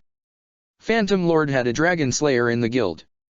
Then that meant this man was. Levy ducked under another swing, her staff blocking the next strike only for it to crack on impact. She tried to pull back and get time to launch another word, but the man would no longer give her that time. He had seen how quickly she could create one with just a flick of her fingers and knew that her elaborate ones that would hurt him took too long when being pressured like this. A sudden application of speed to her managed to get her right past him, striking him with the staff and sending him back a bit. That was enough. She let the staff fall from her hands as she ran through as many motions as she could with her fingers, the amount of magic she was using dropping her very low. It didn't matter right now. She needed a spell to beat him, and she needed a high-level one. Solid script, Cacao. The Phantom Lord Mage stared at the sight of the spell in a mix of amusement and awe. He was sure it wasn't a literal phoenix and was instead the product of hundreds of words working in unison. It was impressive to see though. A massive bird of flames towered over the city, lighting the skies for all to see. He could see that the girl was using almost everything in this strike. Unfortunately for her, he could see the flaws in it. It was incomplete, he could tell. The strain was shown on the girl's face and the phoenix was having trouble maintaining its form. Already it had started to deteriorate and some of the flames were beginning to fade away. That spell could be truly dangerous, so he wasn't going to let her even use it. Faster than she could react, he opened his mouth and brought his hands up to it. Iron Dragon's Roar. A large tornado shot from the Dragon Slayer's mouth, hitting Levy before she could react in her strained state and send her crashing down to the ground. She could feel the pain from the attack and it felt like something was broken. She glanced weakly at her stomach to see some of the skin had been shredded from the attack. A roar of an Iron Dragon Slayer was definitely more dangerous than it looked. The iron in the attack made sure of it. The man looked down at her, giving her a nod of acknowledgement as the phoenix faded away, Levy's magic no longer able to sustain it. Gajeel Red Fox. Levy knew what he was doing. It was a sign that he respected her enough to not only give her his name but to also want her own. He stood there impatiently, his foot tapping the ground as he waited. Levy McGarden. Gajeel nodded at her as she slowly lost consciousness. She could feel the man pick her up and felt it when Jet and Droy landed on top of her on the man's shoulder. Sorry about this, she heard him mutter. I don't like doing this to a strong opponent, but you lot aren't the only ones loyal to your guild. And I have a duty to fulfill. Gajeel slowly moved them over to the big tree in the park their fight had pulled them to. His iron was useful in securing them to it. That left one thing. He reached into his pockets and pulled out a marker and bringing it to the girl's stomach and drew his guild's mark there. He had to hurry. That phoenix would have attracted every curious eye to him in the city. He didn't want to be here when the guild found their defeated teammates. This would be the trigger for the war. Protector of the Fairies.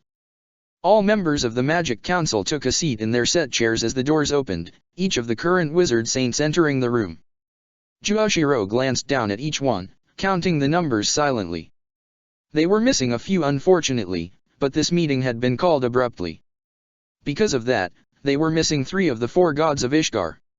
Only the man ranked 4th had managed to make it in time, and then it was only because his latest job that he had been doing had ended early. Walrodden. Not many people even knew that he was an original and founding member of Fairy Tale, and he doubted many people would believe it too. The man had changed over his long life, his features more tree than human. It was likely a result of an overuse of green magic, or perhaps it was just an effect of the magic prolonging his life. Whatever the case, he looked different now, his head more of a tree's trunk that branched out to hold leafy top. Another member of the Wizard Saints that had shown up was Jura Nikis, a fairly new member who had a lot of potential. Jura was very respectful to him as the chairman, yet he found himself missing the casual tone Ichigo would use with him. One was too casual, one too formal. He glanced over to his right at the blue-haired man sitting a few seats away. Seagrain had an amused look on his face, as if laughing at the situation. The man always seemed to find things amusing, but he could be serious when he needed to be, and had proved his strength as well. He was not only a member of the council but also a wizard saint, a great achievement for someone so young to be both. The current leader of Fairy Tail was the last to appear, signs of bandages just hidden from view. The man had to travel quite far to get to this meeting, and Juoshiro found himself amazed at how the old man could move as well as he did. After all, the reports had claimed that the guild master had all of his magic sucked out of him by one of the element 4, and it was meant to be a very unpleasant process. He glanced towards where the current wizard saints were gathering and had to resist the urge to jump out of his seat in shock. There she was, her purple hair shifting slight from a sudden movement which had mocked him, along with that smile that said that she knew she had scared him. Yuruaki Shihaoran, otherwise known by her nickname as the Goddess of Flash. She was a Shinigami like himself but not a typical one either. People like her that appeared from time to time preferred not to use their Zanpakuto and instead focused on hand-to-hand combat or on Kido. She was one who had taken Shunpo to a level unlike anyone he had ever seen, and that was why she had gained her nickname. And even without her Zanpakuto, she was a terrifying opponent. That ability she developed proved it. There was only one other no-show, but that was okay. They had 5 at least, and that was enough for this meeting. Because of what Jose had done, it was now the majority. Juoshiro cleared his throat, the sound enough to call to order all the assembled mages. We are here today to discuss the actions of the dismissed wizard saint, Jose Porla. Are there any matters you wish to bring up before we start on today's agenda? No one said anything. They knew this was the only reason they had been called, and rightly so. It was one thing for a mage to go rogue and cause problems. It was another when the problems were caused by a wizard saint, someone the council had given that title to. It was even worse when the target was another wizard saint and the two fought. He could already see Makarov looking nervous, but the small man had no need to worry. He may have attacked in force first, but the actions of Jose had been the cause for that war. And while wars between guilds were forbidden, exceptions could be made sometimes. You are all aware of the actions Jose took against Fairy Tail, are you not? Walrod glanced towards Makarov suddenly, the man's eyes observing the guild master. It seemed even retired members still cared for their guild tremendously, as the man looked more worried than angry at not hearing of this from Makarov. What's the big deal? Asked Yuruaki. Makarov's stronger than Jose, even if he says that the two of them are equal. I heard the news and Jose went down easily. I'm surprised he even became a wizard saint. Juoshiro frowned. A battle of wizard saints isn't a trivial matter. The sheer amount of damage the two could do is immense, and the only reason this was avoided was due to the use of fairy law. Walrod hummed as he brought a hand to his chin. Jose must have really threatened the guild if you went as far as to use fairy law on him. I assume you gave him the chance to back down. Makarov nodded. To the count of 3. He didn't hesitate in his approach once. Jura gave Makarov a respectful bow of the head. It was certainly wise of you, Makarov. It stopped the destruction before it even happened. The old guy's got to have a trump card, said Yuruaki with a smirk. I wonder if I could outrun it. Juoshiro sighed. This is not the time for you to test things like this, especially with dangerous spells like that. Seagrain laughed. I don't know, Chairman, it would be interesting to watch. The speed of the Goddess of Flash versus the light that strikes away darkness. I wonder if it would even affect her though if she got away in time. I forbid any actions of this kind. We do not want a repeat of the incident 2 years ago. Everyone shivered slightly except for Yuruaki was kept on smiling. I still won. And you caused us to have to remodel the entire structure of one of our branches in Fiori. Yuruaki pouted. Spoil sport. Juoshiro sighed again. Now that that is out of the way, we can continue. Because of Jose's actions, he has been stripped of his title. Because of the situation, Makarov will be spared the repercussions this time, though I would strongly recommend trying to not get involved in any more situations like this. Then again, that is like telling a cat not to chase a mouse, so I don't really hold my breath on this too much. Juoshiro clapped his hands. Now then, because of Jose's removal, it has opened up a spot on the Wizard Saints for some new blood. We gained Jura only last year and he has already proved to be a tremendous choice. Jura raised a hand slightly to catch the chairman's attention. I cannot accept such praise. I have only done what was asked of me to the best of my ability. There are far greater mages here than myself. You give yourself too little credit, Jura. Who was it that stopped that Dark Guild last week from slaughtering those innocent villagers? And it is only thanks to you that we have gained a lead on this so-called Tower of Heaven. Juoshiro looked back towards the others assembled. Now then, it is time for us to decide on whom we shall bestow this title upon. Are there any recommendations? The Wizard Saints seemed to think about this for a moment. What about Urza? Asked Seagrain. She has certainly become a capable mage and would a wonderful addition. I'm sure she would be able to come up with some good insights on the matter of this Tower of Heaven, too. Jura shook his head. Urza is a capable mage, this I have seen from an outsider's perspective, but I do not believe she is capable for something like this. She has the power, but she would be reluctant to be on call to the council at times. And while attendance is not always mandatory, she would prefer staying with her guild and sticking to guild matters rather than council affairs. Yuruaki raised an eyebrow. If that's the case, then that knocks a lot of people out of the window. Guildarts Clive, Mistoggan, Laxistriar. We're running out of candidates here. Is there a reason you said all fairy tale mages just then? Asked Juoshiro. He had an idea of why already. Isn't it obvious? No offense to all the guilds out there, but they don't have S-class mages like those ones. And while our choices don't have to be S-class, they need to have at least that much power. This isn't a title just anyone can be given after all. Juoshiro nodded. She was correct in her statement. Most of the current strongest in the guilds were coming from Fairy Tail, and the three choices thereafter Urza were not options. Guildarts was said to be a wanderer, Mistoggan was barely seen, and Laxus was too dead set on Fairy Tail to focus on anything else. And they certainly couldn't use anyone from Phantom Lord at the moment after the war between the two guilds. They needed to be judged on their power and mindset by someone other than Jose in order to see if any were valid. Was there anyone available in the Rune Knights? Isheim was a bit of a public figure to some, but he was still a bit obscure, and the other generals were no different. So who was there left to pick from? As if answering his question, Makarov slowly raised a hand, drawing all eyes towards him. The small guild master cleared his throat before looking at them all seriously. I have a suggestion. Protector of the Fairies. Check the description for the links to the author.